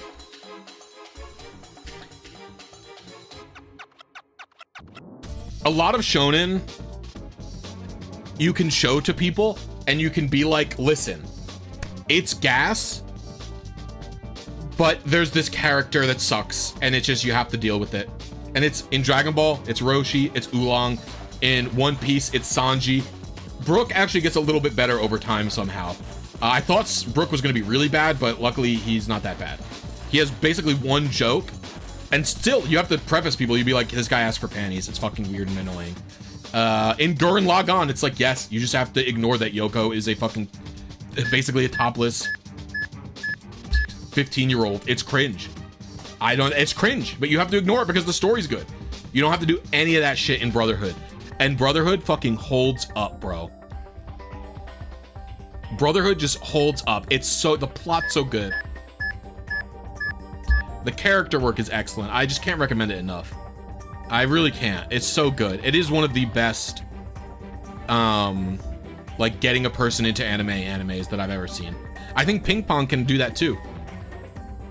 I think if you want to show someone a ping pong or an anime, you can recommend Ping Pong the animation, because Ping Pong has no typical anime tropes.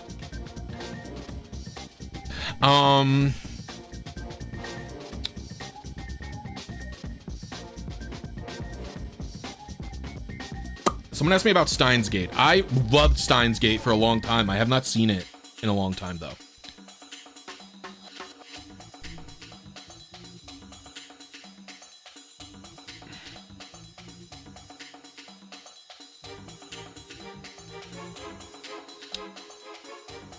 I haven't seen Steins Gate in a very long time, but I remember really liking it. I've seen it twice. I used to rank it among my favorites, but I just have not rewatched it in so long. That I don't know that I could say it still is.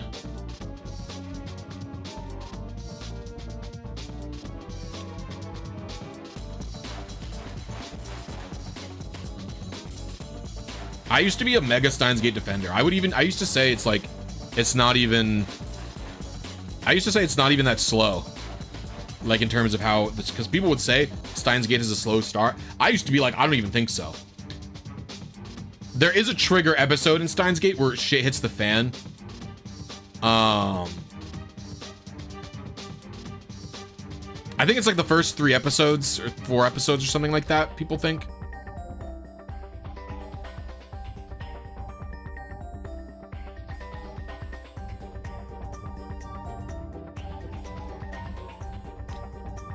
But yeah.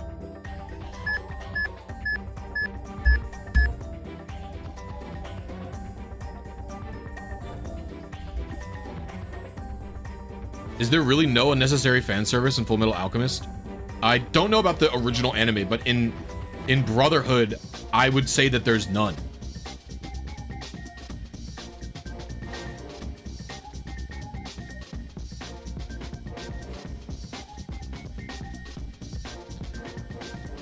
I don't even know if they do any like weird shots of Winry. I don't even think they do. There might be 1 or 2 shots of Winry like bending over or something, but I think that's probably an anime only edition. The last time I engaged with Full Metal Alchemist was the manga, and the manga had none of it. The manga had literally 0 fan service. And the anime, if it has any, is almost 0, I would say. The 1 seed early? Yeah.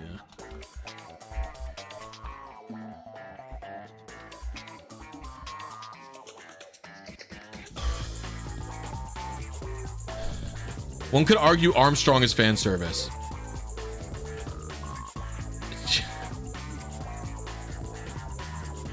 I would say that Winry and I would say that the female characters in Full Metal Alchemist Brotherhood are not like overtly sexualized for no reason, like frequently, like it is the case with other anime. Like Winry is obviously meant to be like an attractive young woman, but like they're not like I remember when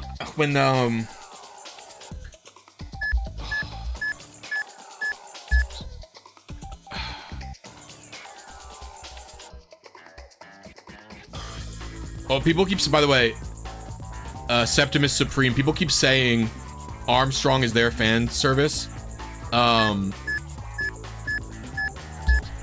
Armstrong is a like super jacked shirtless man, so it like doesn't I mean, he doesn't bother me.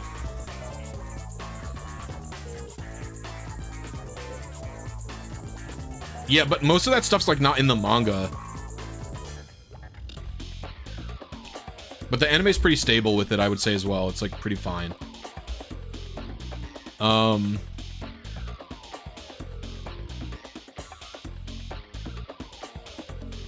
trying to think of like, what is the show? Because I used to hate this show. Oh, Sword Art Online. Like Sword Art Online, dude, every woman in that show like has a shot where like they're bending over and their ass is just in the camera. And they all also are just in love with the main character. And like they all always wear skin tight clothes. And it's all for no reason. It's all like, you know.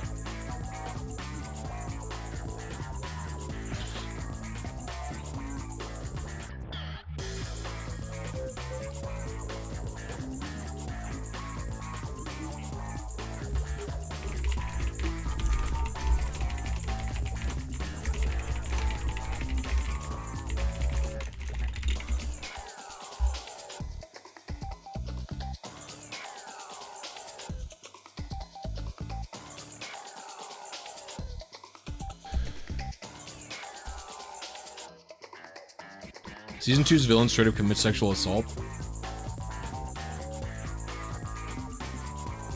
Yeah, it's really...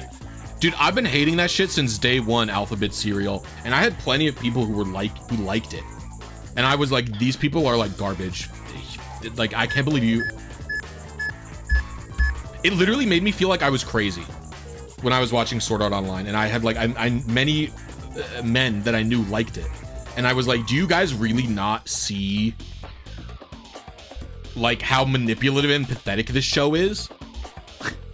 Like it's literally like preying on like lonely teenage boys. Like I was like, I thought it was like pathetic. And I was like honestly like shocked. People like, it made me feel like I was crazy. If my kid watches SAO, they literally get sent to military school.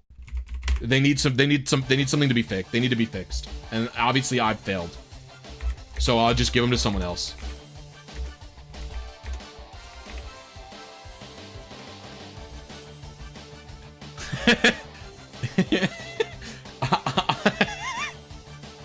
Obviously I failed.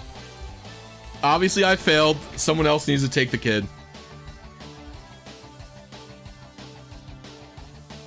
Like, if your kid is watching and actively loving SAO, child services should probably remove them, I would think, is probably the best course of action, right?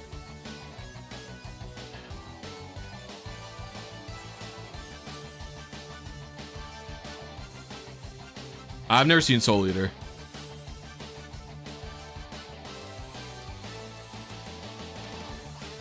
I don't like Kill la Kill for similar reasons. It felt like overly fan servicey with not much of a message.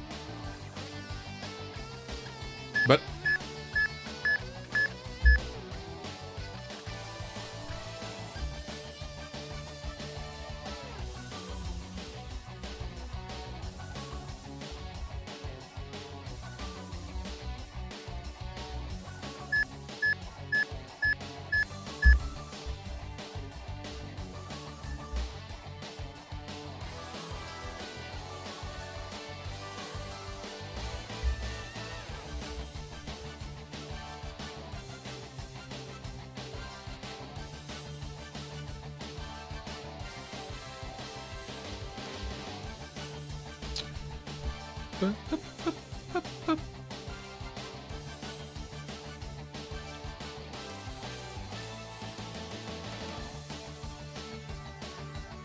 I've heard nothing but excellent things about Hunter x Hunter. I've never watched or read it though.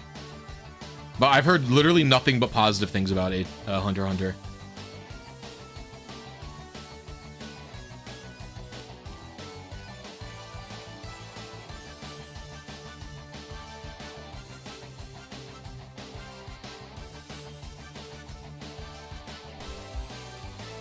That's actually where MEW is, Pokefan.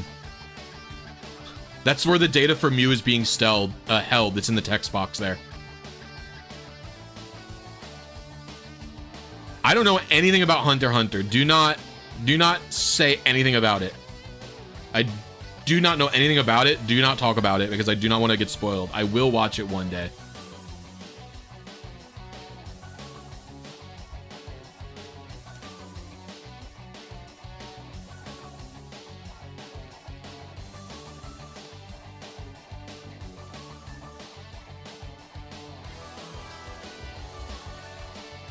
I've never seen Beastars or read it. I've heard nothing but good things about Hunter x Hunter, and I want to watch it. And I want to watch it very badly and read it, but...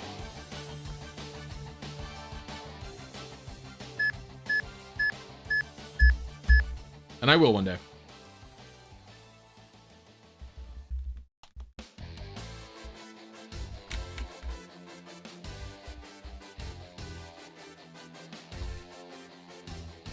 I think the next anime I'm gonna watch is Frieren, though.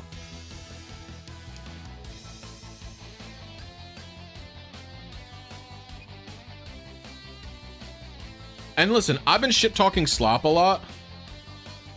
There's nothing wrong with Slop, okay? I fucking love Mobile Fighter G Gundam. That is slop and it's gas. That's my kind of slop. Any G Gundam enjoyers with it? Do you guys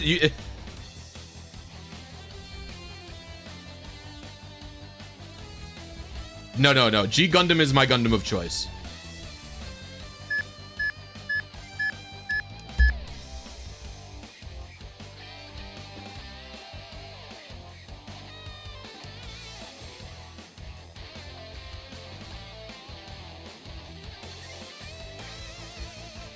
I like G Gundam more than every Gundam that I've seen except Turn A Gundam, by the way.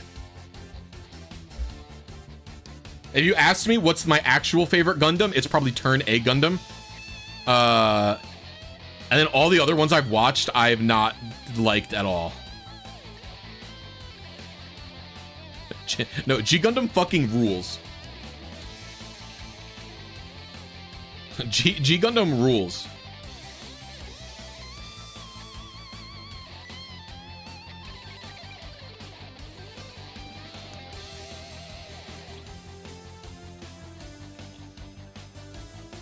G Gundam also has a really good soundtrack.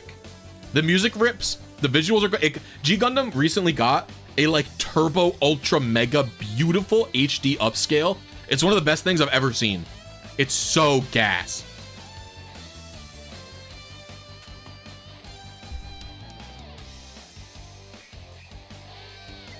Oh.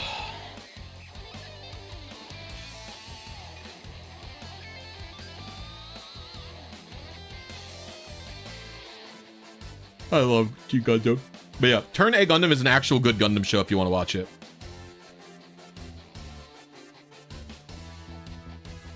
I've never seen the anime past like early Hoenn, so I have no idea what you're talking about. But that is funny that you're saying Brock did a Love Sekiha Tenkyoken. It's not a hack.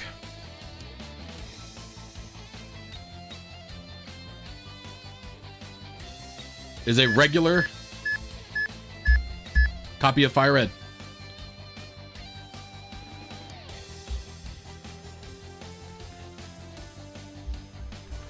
We'll do one more little calibers. Well, thank you, Septimus Supreme. I have a new video launching today at 3 p.m., so I hope you tune into it.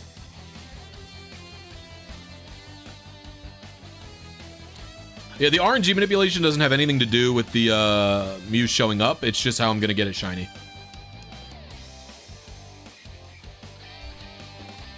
By the way, guys, if you're having a good time, please remember to hit the like button. It's free and it really helps me on the stream. It just lets other people know that the stream's good, that y'all are having a good time. And if you really want to go the extra mile to support me, consider becoming a channel member. It's only $1.99 a month. You get access to my videos early. You get access to behind-the-scenes content. Again, it's literally 1/3 the price of a Twitch sub for more rewards than any Twitch streamer will give you. Twitch streamers, you sub to them, they just say your name once and thank you. Me, I got a special section in my Discord. You get access to my videos early. You get emoji, which you can use both here and in my videos. You can use them in my comment sections. I also do member-only streams occasionally. So yeah, please consider becoming a channel member. It really helps me out. I'm a small creator. Looking for support. My friend Papa Hefe will be doing the one, because he's the one who made the Mew show up. So he'll be eventually doing a video on how to get this Mew. Yeah, Blisy Love is a popular channel membership emoji. I have a bunch of fun emojis.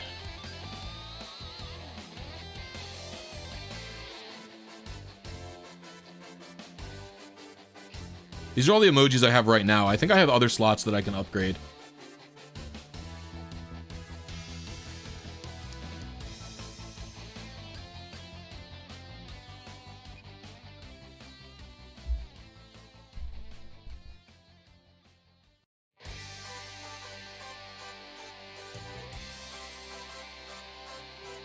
I drew the Chatot and the Totodile myself. And the cats are my two cats. The thing is, YouTube chats are not big emoji spammers compared to Twitch chats. I think that's because there's not like global emojis that YouTube has that are good. Like Twitch has like Pog and stuff and like the TTV extensions that people like. But like on YouTube, they don't have good ones, so it's just whatever the streamer has. Plus, it's harder to type them, right? You can't just type, like, BlisyPog. You have to do, like, :BlisyPog. Right? That's part of it.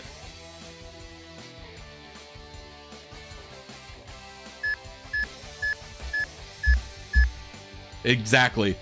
Yeah, the chatouts, I ask people to spam them. I ask people to... Oh, I only drew... No. Only the one chat. The first chatout that's going, and then the Totodile sweating. Those are the ones that I drew. The second shout out I did not draw. The Oshawott emoji is hilarious. That's my avatar on Blue Sky, Twitter, and Discord right now. I think it might never change. I've actually been considering changing my channel icon to that because I like it so much. It was my Skype avatar for like years, and then I like lost it when Skype went into the toilet.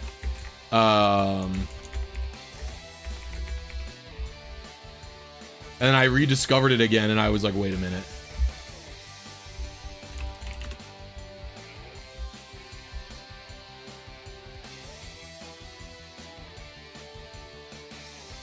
Okay, I gotta lock in.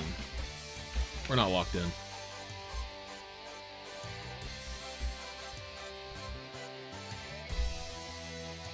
I didn't draw the Oshawott, but I colored and shaded it.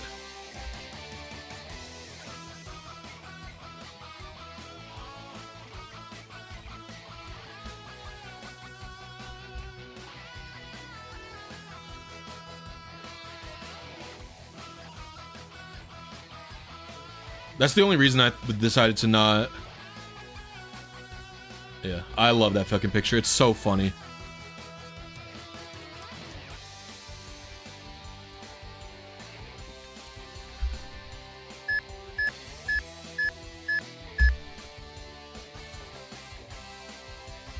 YouTube doesn't let you use emojis from other channels you're sub to? Wait, what? Is that true? I didn't think that was true.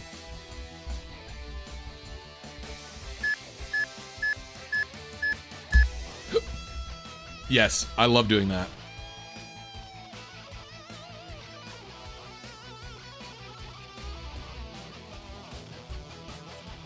That is what they're for. They're literally for... That's why there's 2 chat odds, is so you can alternate them as I go, Alright, after this attempt, I have to get up and get water.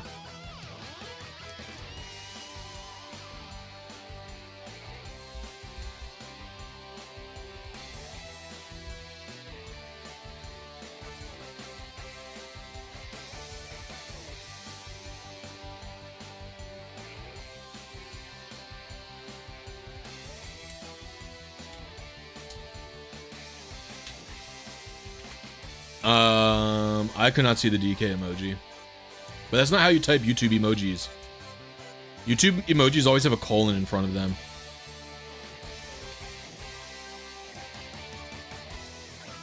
Although I don't have any extensions.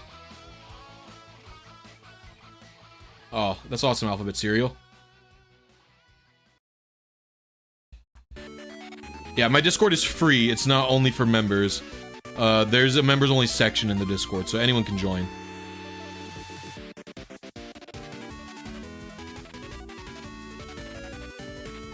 I saw that one, but that's just a YouTube emote, isn't it?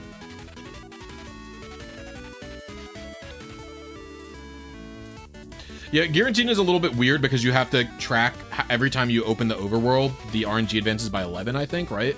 For Giratina.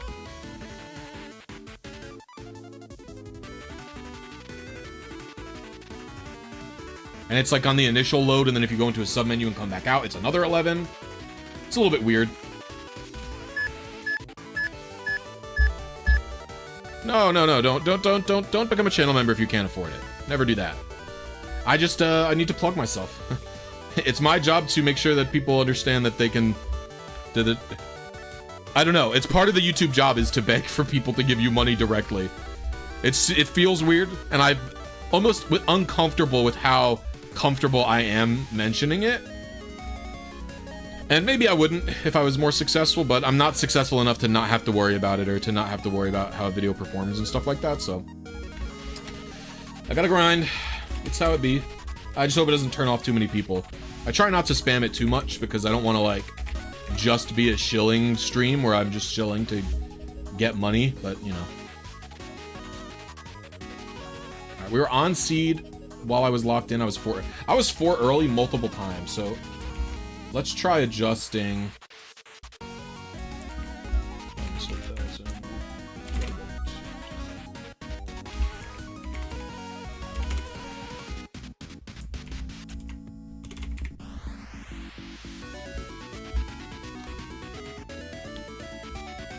Okay, I will be right back because I need to refill my water. Yeah, and the Discord's great, especially if you, it's like really good for asking for help with specific RNG manips. It is like, I mostly designed it and created it to answer people's questions that might not have been answered in my videos. That's why it's there. Refill my water, I'll be right back.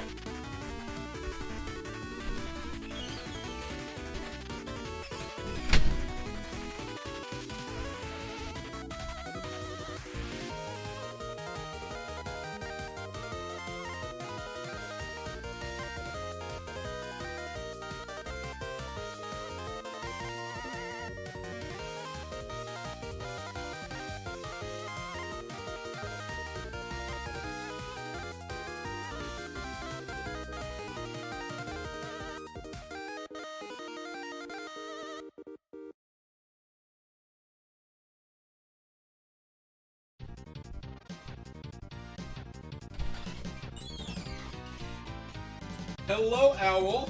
Or Semolina. Hello, little princess. Who's a good girl?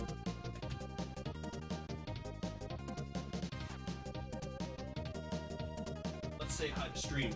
Why don't you join me? Little pairing one. Oh, hold on. Alright, I'm back.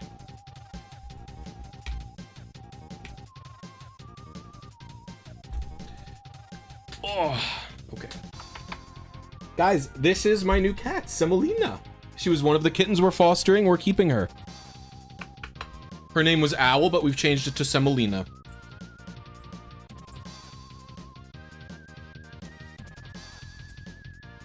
She is... Oh, she's purring up a storm right now.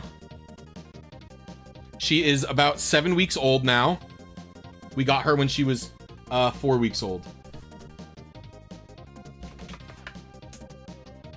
She's very tiny and cute.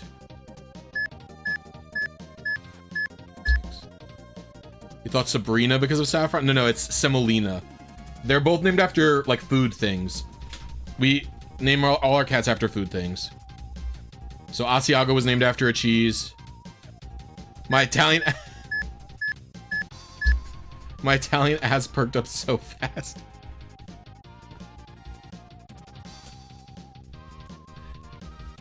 It's DBZ logic. Well, both my wife and I met in the food industry, and she still works in it.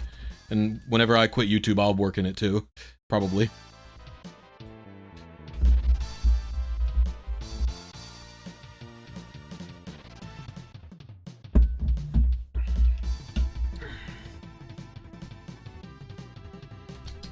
Hi, this is Raven. Raven's up for adoption still. She's the only one who hasn't been adopted. So if you live in Southeast Michigan and you want a cat, I can vouch for Raven being very cute and sweet.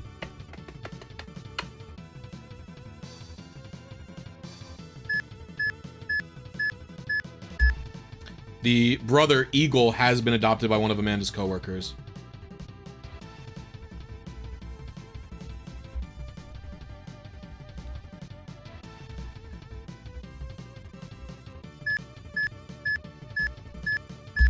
Amanda and I have talked about this a lot. I think if I was solo, if I was doing a restaurant myself, I would probably do a pizzeria. I'd probably do like Neapolitan brick oven wood-fired pizzas is what I would do. If we do something together, which I believe is like kind of a low-key a dream,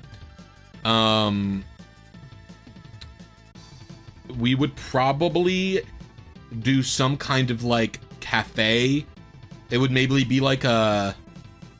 We haven't really talked about it in detail, but it would probably be a place without any food or like maybe only some breakfast sweets, but it would be mainly like a typical coffee place where you get like sweets, like you get like cookies, brownies, cake slices, etc., and get like a high-end latte type thing. That'd probably be the type of place we would do.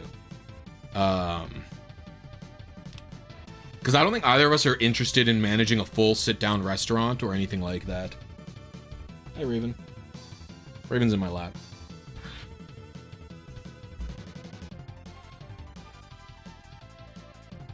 We would even do... What? We'd even consider doing a cat cafe, like working with a local shelter.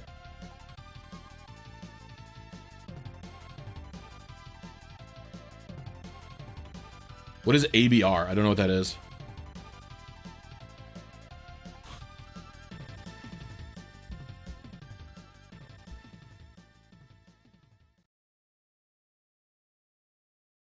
Oh, Ace. Well, I'm vegetarian, so vegans get consideration from me.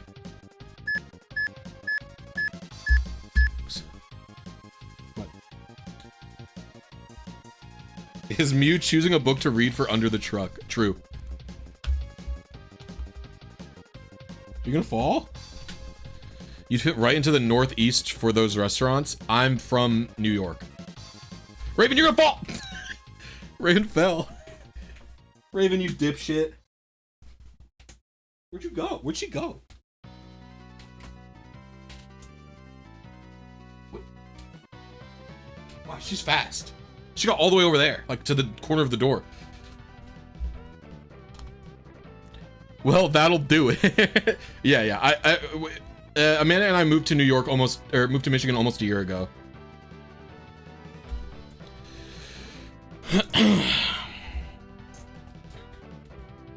So I didn't say good morning back. Dude, Amanda and I are still getting used to, like, people being friendly.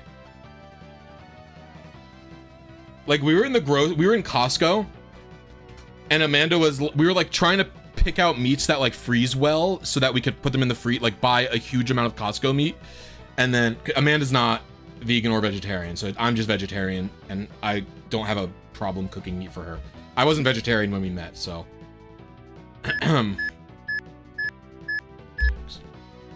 Anyway, so we were like trying to pick out like a huge amount of Costco meat to, hold on, sorry.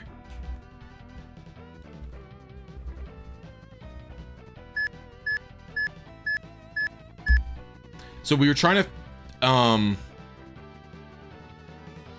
like pick out a meat that would last a long time in the freezer, like like chicken thighs or what. And Amanda was like, "Oh, I'm kind of in the mood for seafood. Like, what about salmon?" And I was like, "I do not think like freezing salmon is like a good way to do it. Like, if we get salmon, we should get it from a regular grocery store, not Costco, which only sells you an entire fish."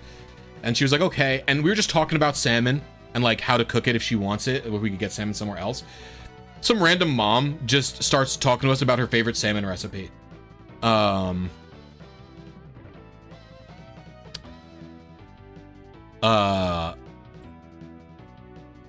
Just starts talking to us about a favorite salmon recipe, and then just gives us like a little, like, she like wrote it down and gave it to us. Like, that kind of shit would literally never happen in New York. It would never ever happen ever.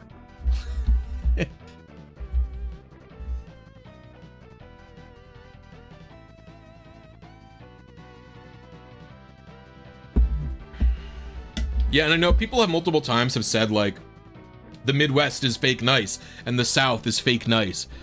But it's like, yeah, but fake nice to people you're never gonna see again is way better than what they're giving to you in New York.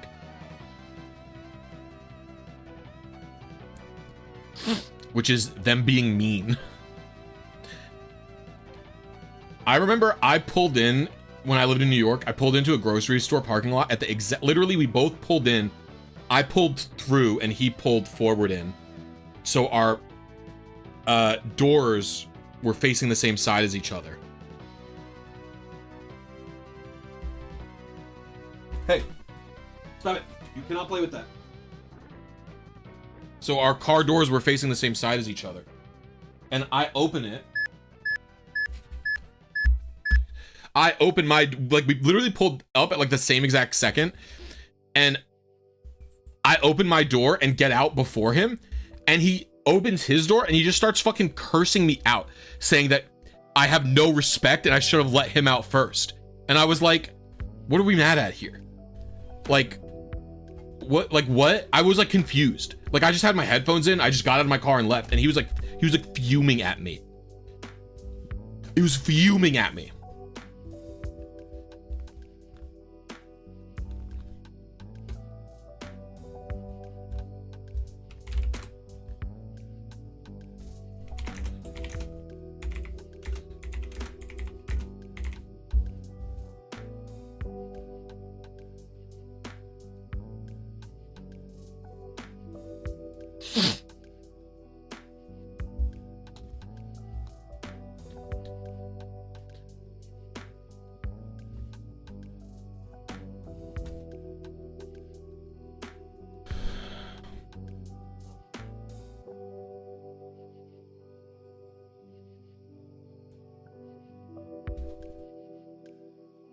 Yeah, but the Midwest people do both.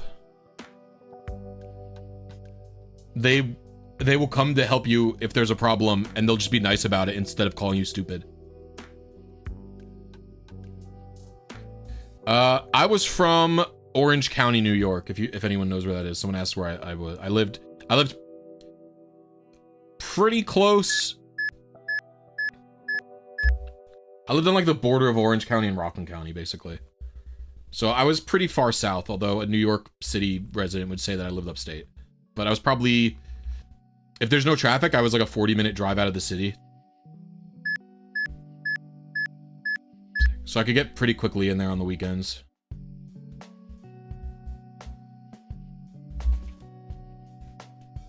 Why did I leave?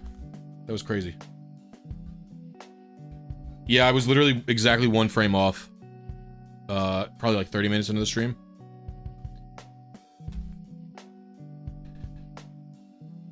Opinions on Long Island? Stinky.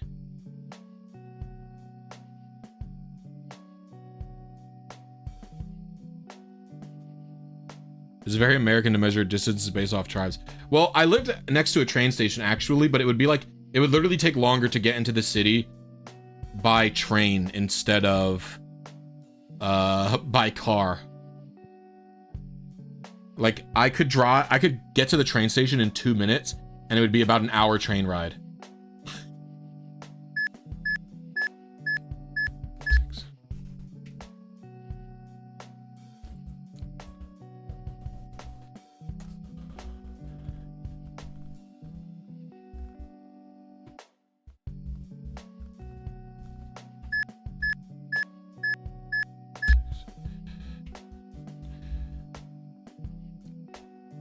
I mean, if I like almost hit the guy with the door or something and he was like, bro, you almost hit me with my door, I would have been like, dude, I'm fucking sorry. It's not like, you know, but he was just mad that I got out first. He thought I was supposed to wait for him to get out. I don't really know why. What do you think that Trump is raising the tariff in Japan? I don't really know what his goal is. It's very stupid. I think, probably. I'm actually not sure he knew what a tariff was before he got into office. Like, I'm pretty convinced if you, before he started applying tariffs to people, if you had asked him, and maybe even to this day, if you ask him what does a tariff do, I don't know that he understands, to be honest with you.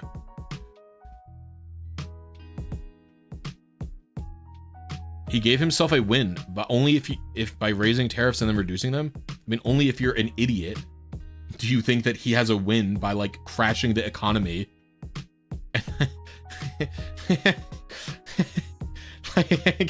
like if someone actively is saying that he has given himself a win and like they believe it and agree with that statement, like they're idiots. Like the people who think that he's done something effective or like good, I don't know. I don't know how to. Whoa, whoa! Someone was playing really hard. That was crazy.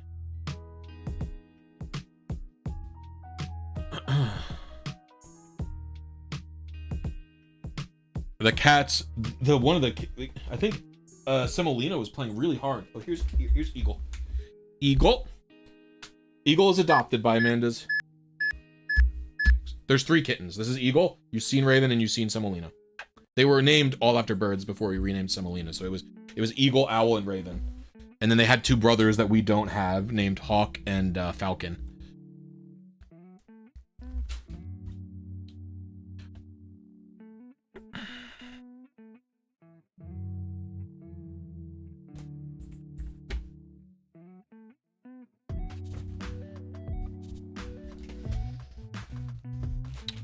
We're fostering them from the local humane society.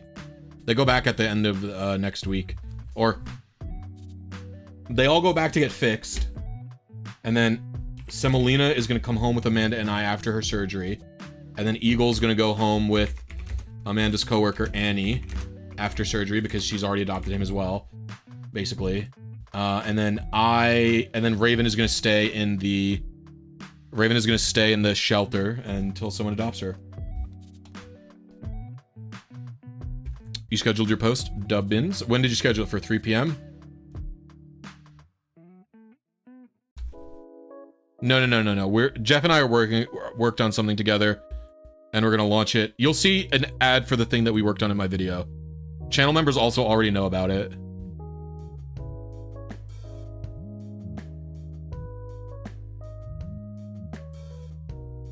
Were your other cats foster fails?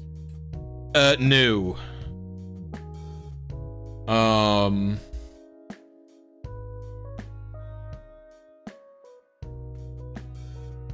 Figgy and Stella were the cats we moved in together with. They were Amanda's childhood cats. They were old. They were like 14 and 15 respectively. Saffron we adopted when Figgy turned 15, because my mom found a bunch of kittens under her deck, and then she gave them, like, she found an actual place to foster them rather than having 5 kittens, like a vet. She found a vet to take care of them, and my mom found them when they were like 3 weeks old, and then they were at the vet until they were 4 months old.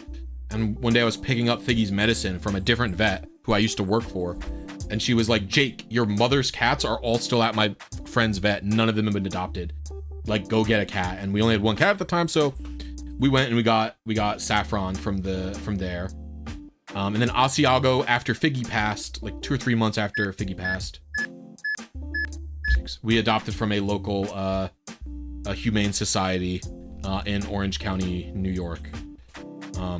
And with the kittens here, we kind of went into this. The goal was to foster fail. Like, we wanted to foster, like, Amanda's really been itching to foster cats. And I like fostering as well. I used to foster when I was a kid, like with my family. And so our goal was kind of like, Asiago passed away a few months ago. And so our goal was kind of to foster kittens until eventually we find one that we want to keep, and we happen to want to keep Semolina right away. And we're gonna still do some more fosters after these are done. We'll probably take a week or 2 break and then look for another batch of animals to foster. Maybe this time a fully adult cat or something like that.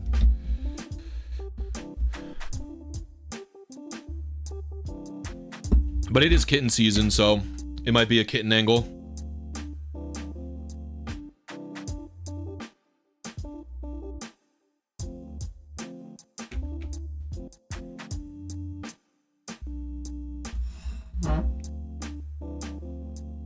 Actually, I was very surprised when Amanda and I were looking into moving into Michigan.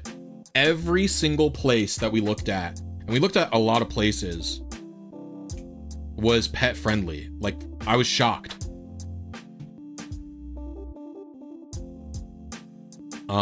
Which is very and I looked it up after we moved here. It turns out Michigan is one of the more renter friendly states. It's probably part of the reason.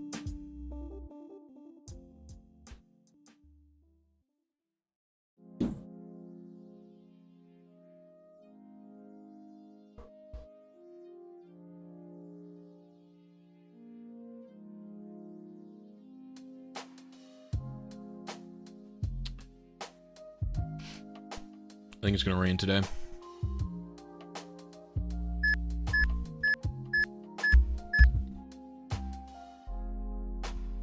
Favorite car company? What a strange question. I guess Honda? Get the eagle, stop it. I guess Honda, just because I think they make like long-lasting cars. My car's a Honda, and I'm hoping to ride it into the sunset.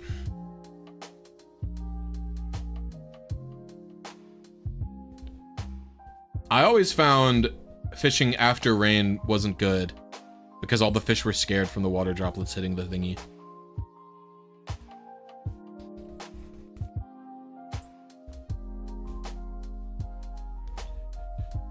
If it's a Honda and has 4 cylinders, you can't kill it.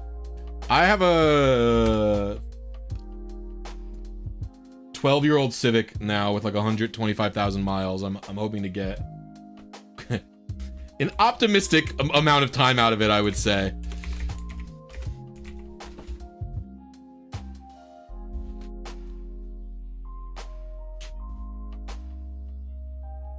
That's 1 seat early. I've been kind of skewing 1 early. Maybe I'll do an adjust. Maybe I'll do an 8 adjust. We do a half skis.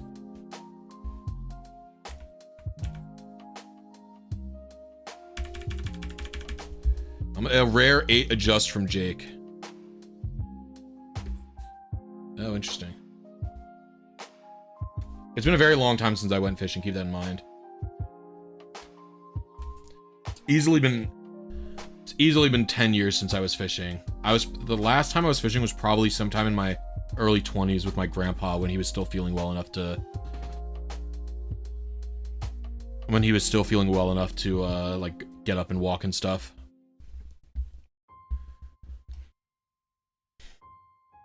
But we were always like mega early fishing people. Like, it was always like a 5 a.m.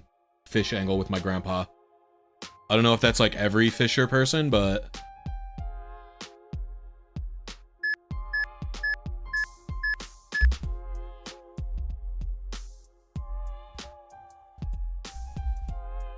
Yeah, my brother's a car guy.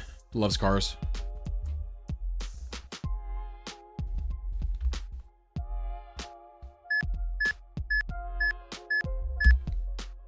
Oh, you're on a boat? You're going on a boat. I don't think I've ever done boat fish.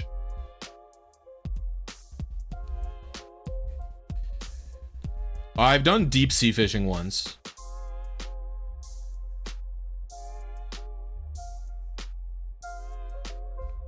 I've done deep sea fishing once. I don't know if I ever did like boat lake fishing. Bro, what are you doing? Are you in there? Semolina. You guys cannot play in there. There's electric stuff. Raven, you little freak. Get over here.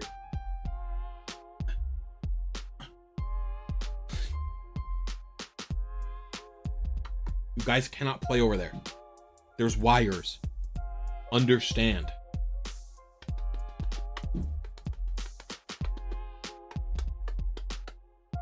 I love these kittens. Go play with Eagle. Woo! No sharks in the Great Lakes. Oh.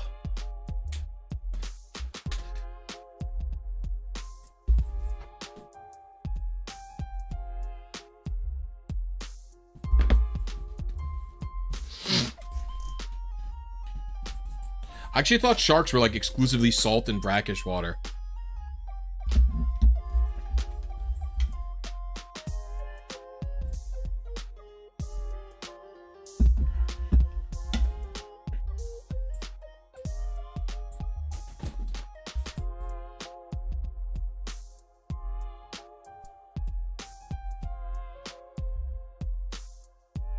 I always wonder why the Big the Cat story is mandatory. It's all fishing. Because Froggy is literally integral to... It's true. Froggy's very important to the story in Sonic Adventure.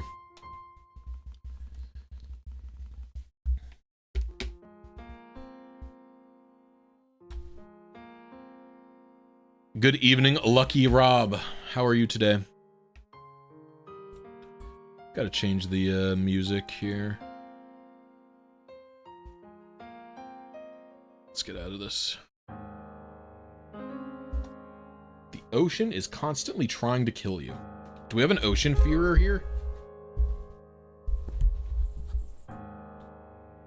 The ocean is debatably more freaky than space. I think that's because we just don't know enough about space yet.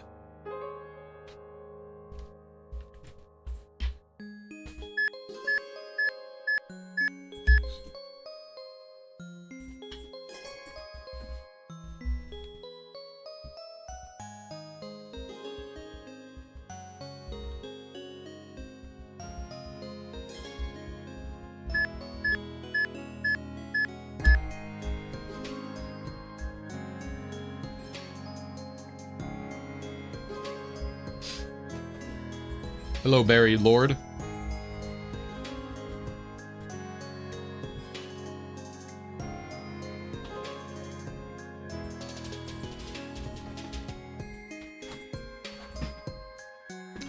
Herba Mystica is like it's like a condiment for sandwiches that like makes the sandwiches ultra powerful compared to what they typically are.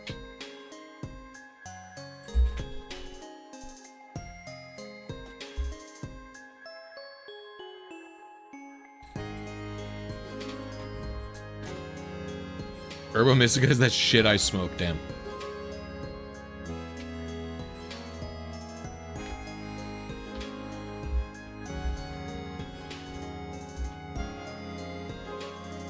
God, I love this song.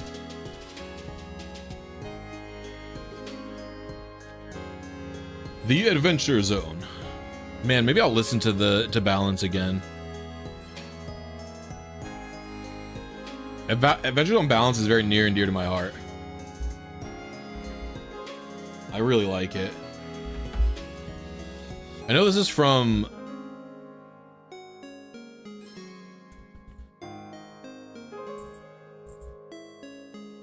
Amnesty, but it sounds like something from Late Balance. This is The Beast in the Water. Oh, this is Sylvain from Adventure Zone Amnesty. This track is called Sylvain. This song is the Amnesty Lodge Sunrise Edition. It's from the Beast in the Water chapter.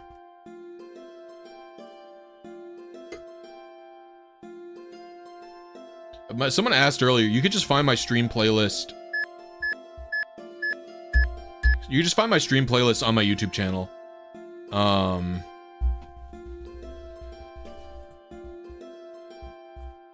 It's public with all the songs that I listen to on stream in it. Is there details on this? Like an instruction? No, Papa Hefe is going to include instructions when he makes a video about updated Fire Red and Leaf Green stuff. He's in chat right now if you all want to bully him to make that video. I'm sure you could succeed in doing so.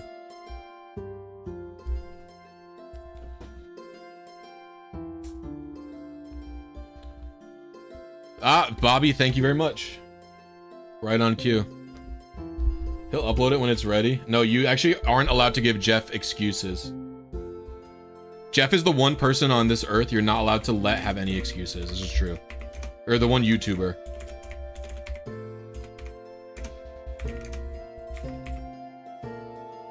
Oh, I think I'm 1 frame early again, or 1 frame late. I think this is 1 frame late again, and I did it. Yeah, motherfucker.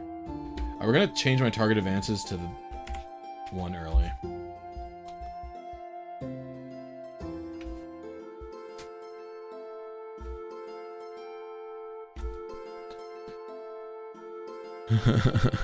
I fell off of Taz earlier. Is there any point where it really picks up?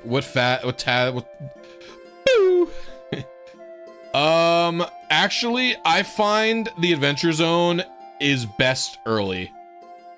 Here There Be Goblins and Murder on the Orient Express might be the 2 best parts of Adventure Zone.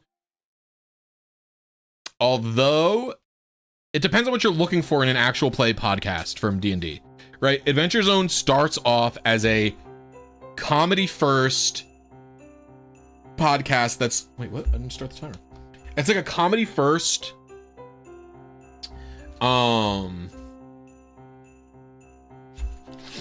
D&D podcast that doesn't have a ton of interconnected story. So if you're looking for goofs and gaffs and people actually playing Dungeons and Dragons, the first 2 chapters will get you. If you're looking for a more story-driven thing, it picks up in the 3rd arc, which I forget what it's called, but it has to do with racing. And then Crystal Kingdom is really when the story starts to hit. And then I did say the first 2 are my favorite, but that's not true. The best one is called the 11th Hour, which is one of the later chapters. 11th Hour is really, really good.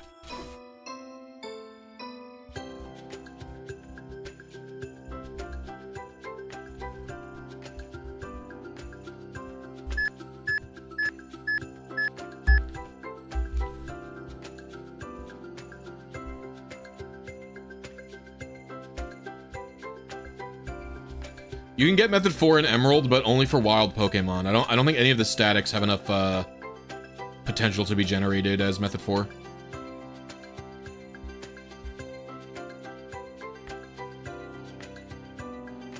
I can't tell if it's actually raining or if that's just wind. I think it's wind. They have collapsed the tent. I must fix the idiots. Hello, stupid idiots. Why have you collapsed your tent? Eagle, you are too heavy to be on there anymore.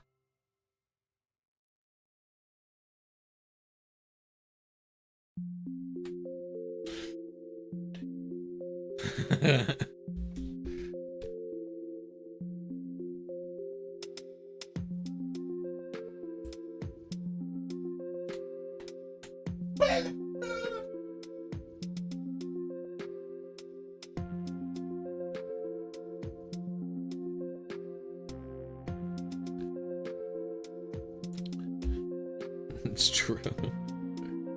I do love cats. I'm such a cat enjoyer.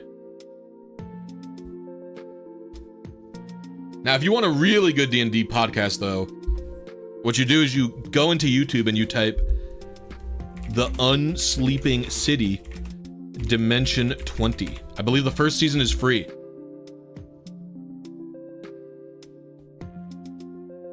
Hey, gang, it's... our intrepid hero. Hey!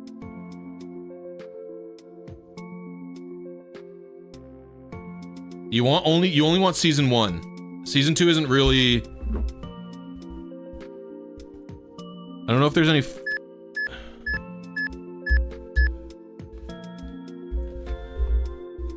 Oh yeah, I like dogs. I'll have a dog eventually.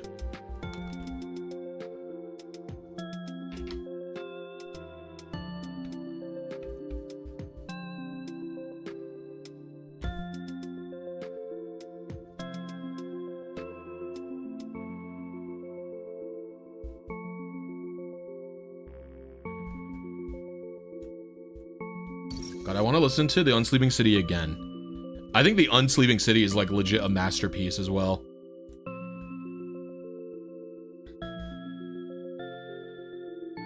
Pickle time? What? Pickle time?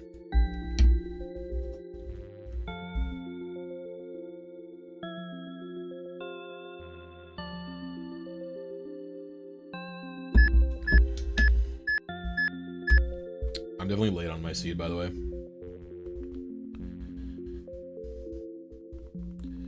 Yeah, season 2 is not as strong, but I still liked it.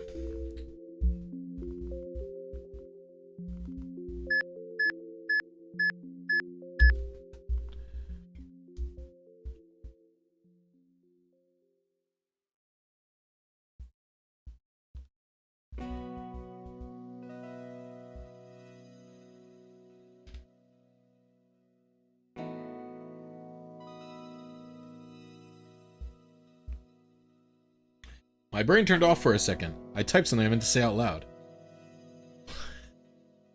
That's really funny.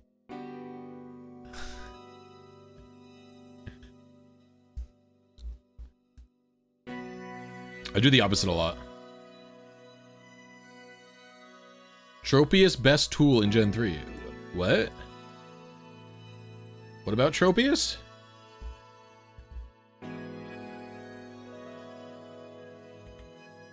Oh, did I just get another comment on my Magmar video saying that I could catch Pokemon at Mirror B? How is it possible? How is it possible every time? That's the comment.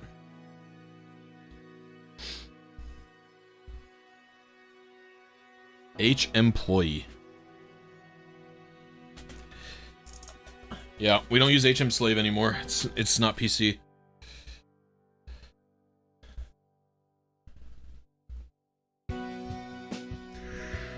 H employee. I don't even know if I call them anything anymore. I don't even really subscribe to the HM user bit.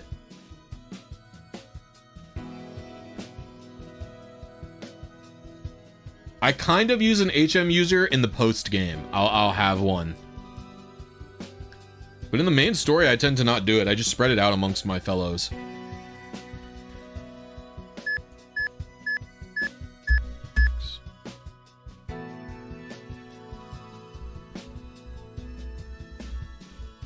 I'll calibrate after the next one.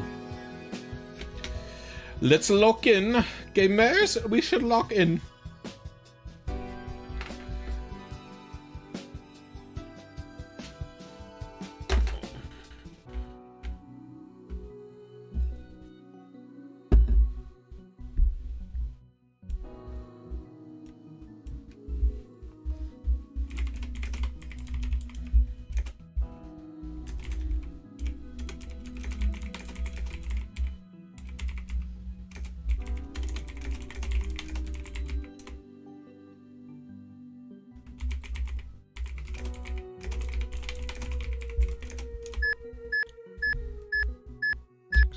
I think I'm late on my seat again.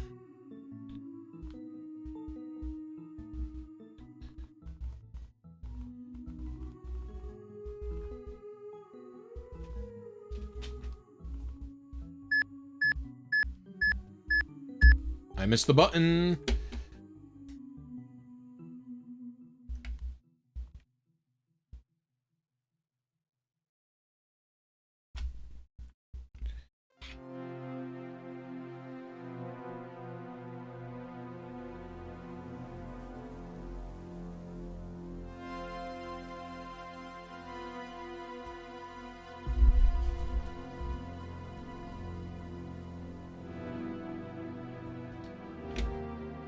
Yeah, I mean, I always teach my Chowdots fly.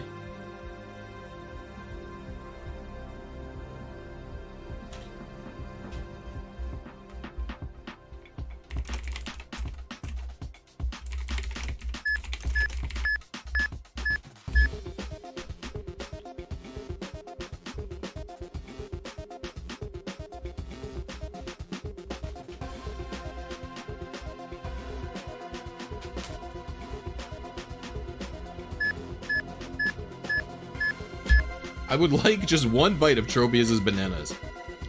Surely they're not bananas. Does it actually produce a fruit? Can it work that way? Is that possible? Is it necessary for life that plants do not have a consciousness in the same way that like other living creatures do? Is that possible? Can there ever be a sentient plant?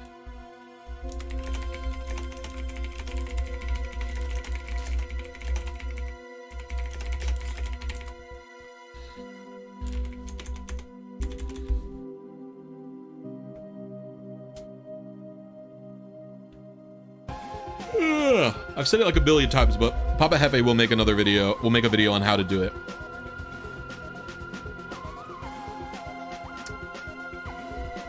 I don't really do glitch tutorials very much.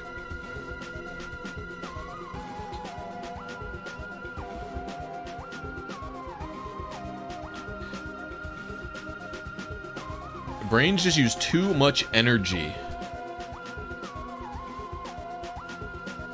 Well, what does sentient mean?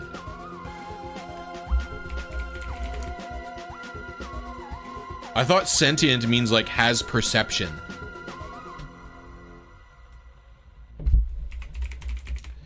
Isn't sapient means that you understand that you have perception? Like I thought sentience was like you some plants are in fact aware. Well, what does that mean? I don't really think that's true. Like, plants can move towards the sunlight.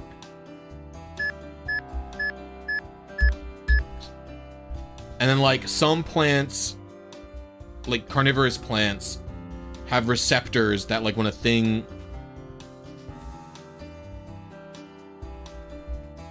touches them, they close to begin digestions.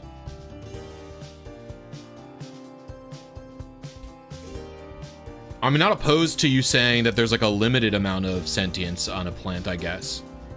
But it's very different than the way that like we probably experience it, I would say, right?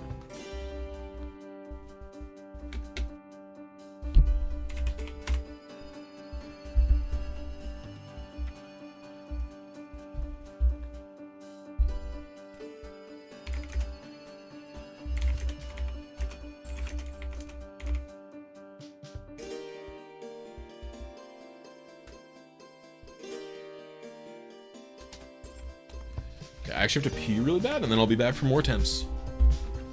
What's up? What's up, little stinker?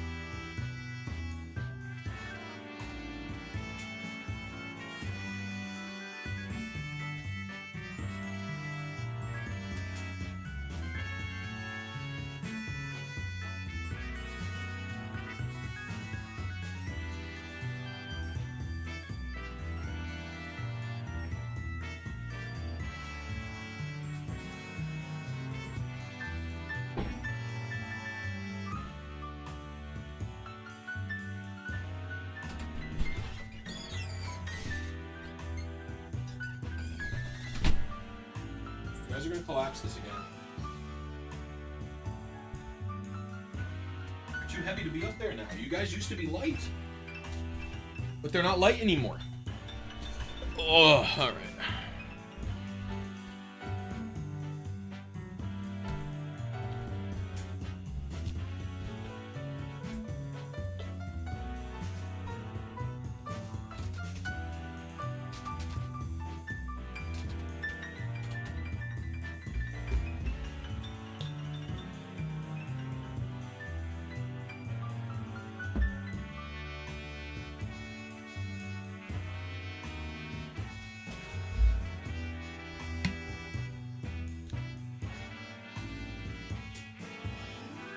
Interesting that they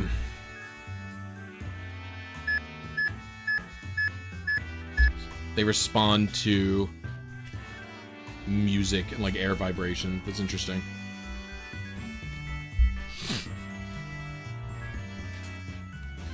I mean, I guess it's just like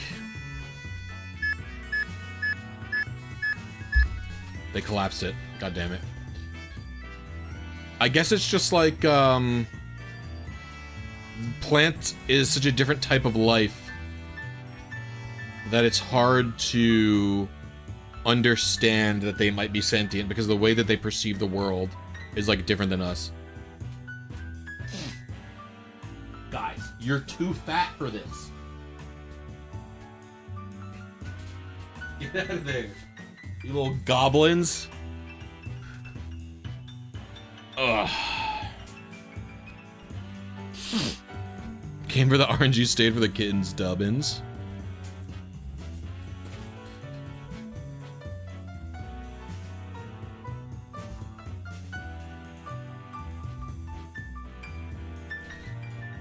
Oh. Every salad you've eaten knows what you did.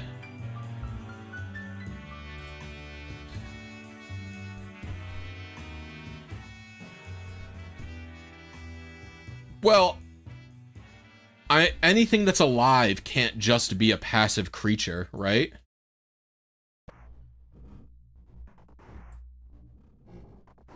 Like, all life that exists is reacting to its environment in some way. No? Like, that's part of the definition of, like, being alive, is that you are reacting to your environment.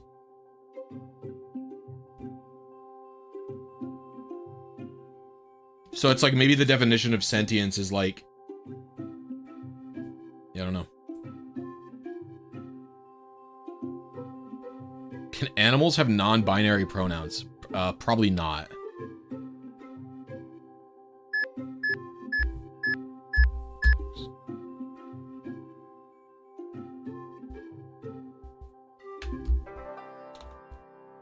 I don't really think, I don't know. Maybe some of the smarter animals can have it.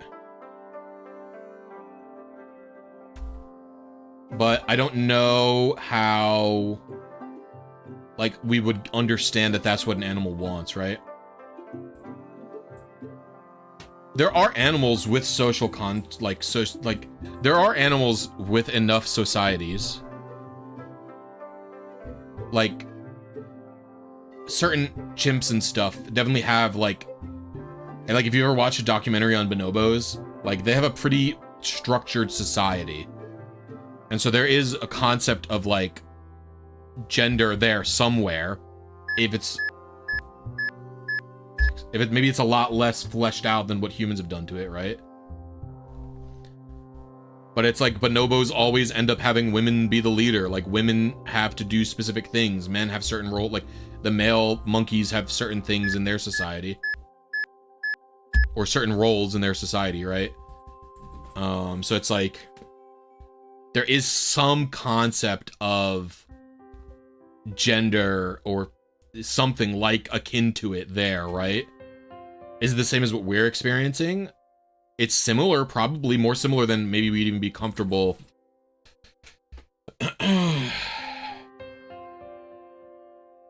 Like, acknowledging, right? I would argue a lot of animals have some type of a rudiment. Like, if two animals can communicate with each other, that is like some type of proto-language, right? but the language might not have enough words to communicate pronouns, if that makes sense. Right? Like whatever language dolphins, elephants, chimps are using, because even birds, some birds like parrots and crows, they're definitely using like languages or like proto-languages or something like that, right? But it might just not have enough words or things like that to be, you know, to have a pronoun in it or whatever the fuck, right? Animals are on season 3 of Gender. We're on like season 20, the remake. Fair. But I don't know. It's not like I'm super, like, I don't know much about it. I don't really feel, at the end of the day, I don't feel the need to be considerate to my cat's gender, because when I look at my cat and I say he or she, right, the cat doesn't understand that I'm saying he or she. And even then, when I say he or she, I'm not even really referring to the cat's gender. I'm pretty much exclusively using it as like to point out the sex of the cat.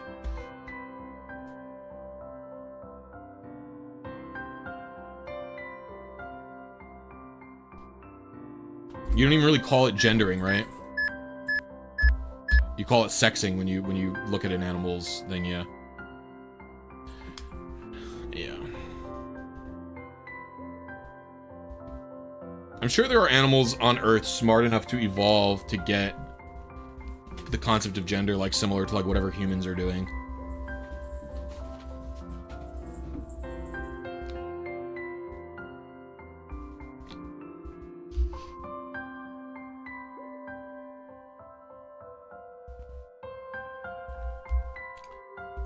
But yeah.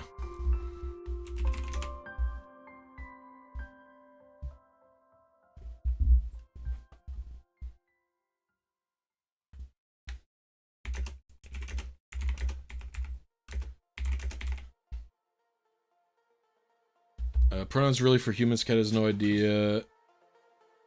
Well, yeah, I mean, the cat does not have a utility of... The cat does not have any utility of a pronoun, right? The utility is to humans.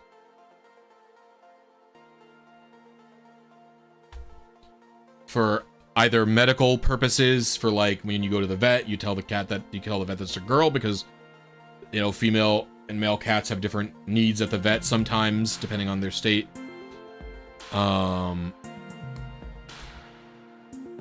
And then like people notice behavioral trends with male versus female cats.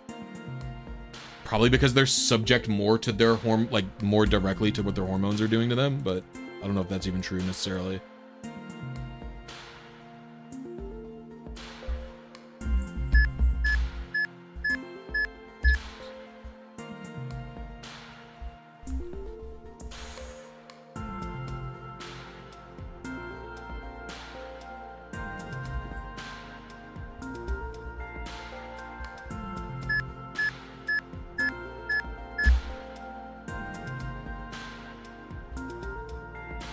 This is a sloppy attempt, by the way.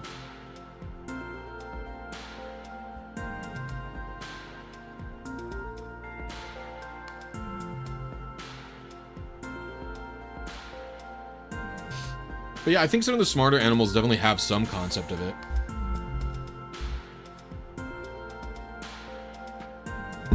Right? Surely they have some... I don't know if you would call it gender even, but... I would call it...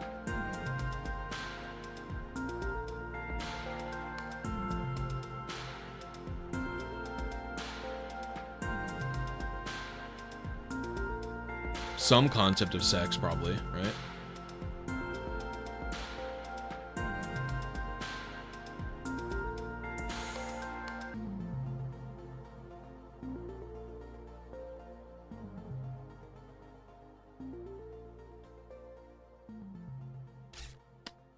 Realize I have to set this up to do a redirect.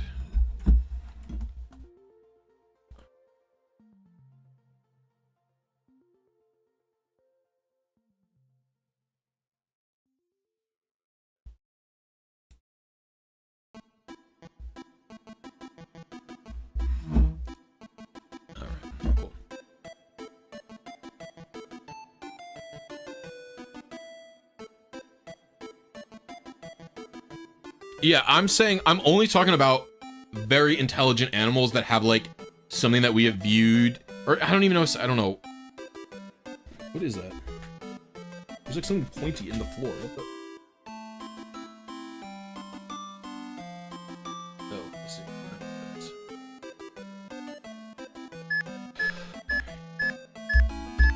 I'm thinking of animals like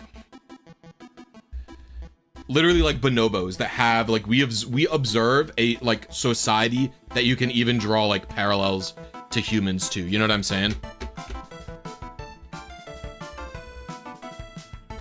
Like in bonobo society, it seems that women tend to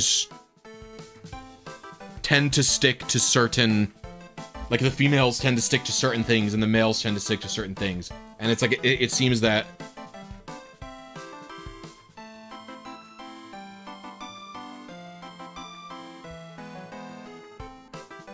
yeah, they are one of our closest, but that's my point is I'm not saying all animals are like this, but I'm saying it's like, yeah, they're smart enough to probably understand that there is a difference even already that they have it, right? I'm not saying my cat understands it. Or even my cat could ever understand it. You put sloths in a fast-paced environment for 1,000 years, do they get faster? What is a fast-paced environment?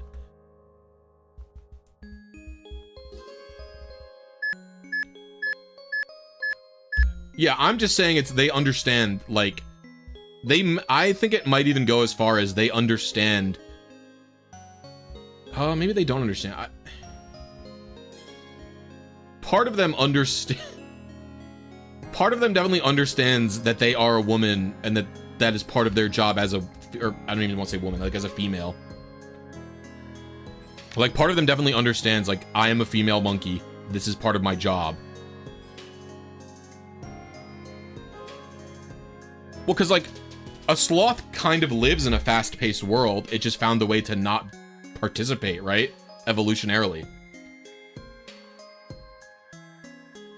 Because there are certainly fast-paced things in the area that it lives in, right? It just evolved to be slow-paced in a fast-paced world.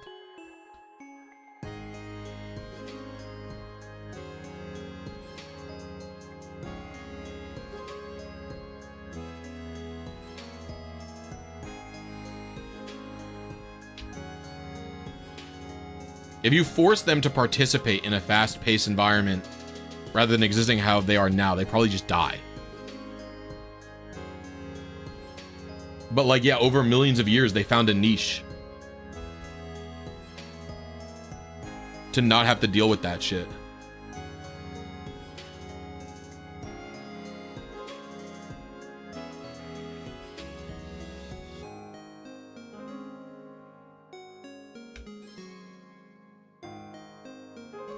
I respect the sloth grind, surely. Who wouldn't?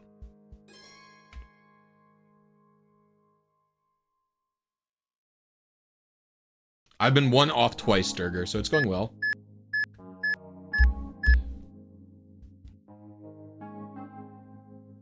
Right. I can maybe do 1 or 2 more attempts.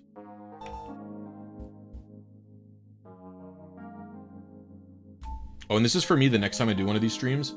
Oh wait, I can't scroll down. After this attempt, remind me I have to scroll Eon Timer down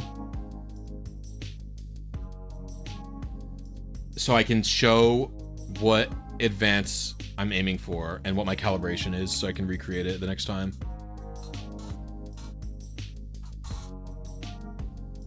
Isn't slacking pretty fast? Isn't it 100 or like 110? I think it's 100 speed, isn't it? 100 base? Maybe 110. I think it's 100. Slacking's not slow. It's also like Miltank is not slow. Miltank's also 100 speed, like randomly. Dude, Mega Camel's one of my favorite Pokemon. Actually, is Miltank 105 even? No, it might just be 100. Miltank is really fast for the archetype of Pokemon that it is. I know it's 100. It might be 105. At least 100, I know.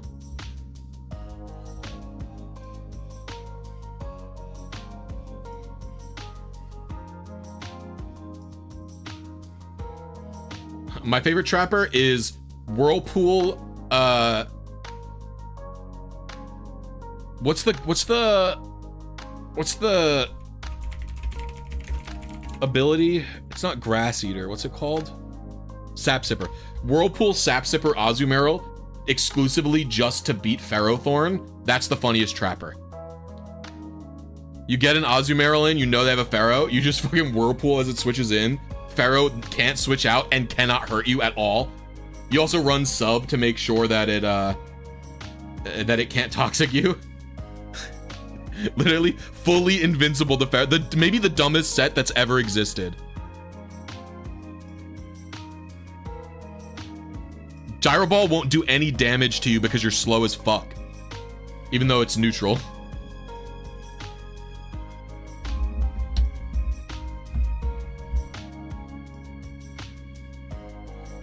I don't know if you can do it anymore. You could do it in Gen 7 and Gen 8 for sure.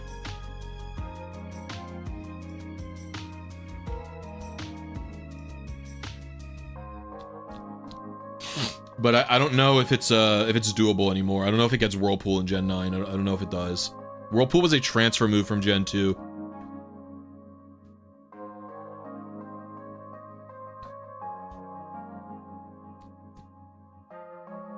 Yeah, it looks like it gets it in Gen 9. But you could do it on any powerful grass type. You could do it on Rillaboom if you wanted.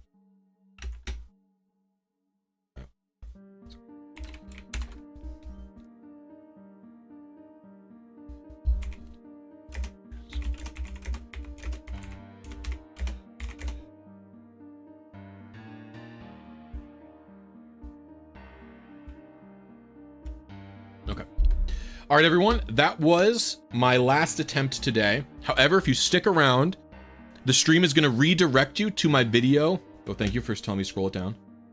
I need to see these. If you stick around, I'm about to premiere my latest video. When I click end stream, you can just hop right over to the premiere. It'll automatically send you there. So it's going to premiere in like 2 minutes. So I'm going to click end stream and you guys should all be sent over there. Thank you all for watching. I appreciate everyone today. I'm going to be streaming a little bit more next week now that I'm not editing the video. I'll probably stream on Tuesday. But you'll know, I'll schedule it beforehand. All right, everybody. I'll see you later.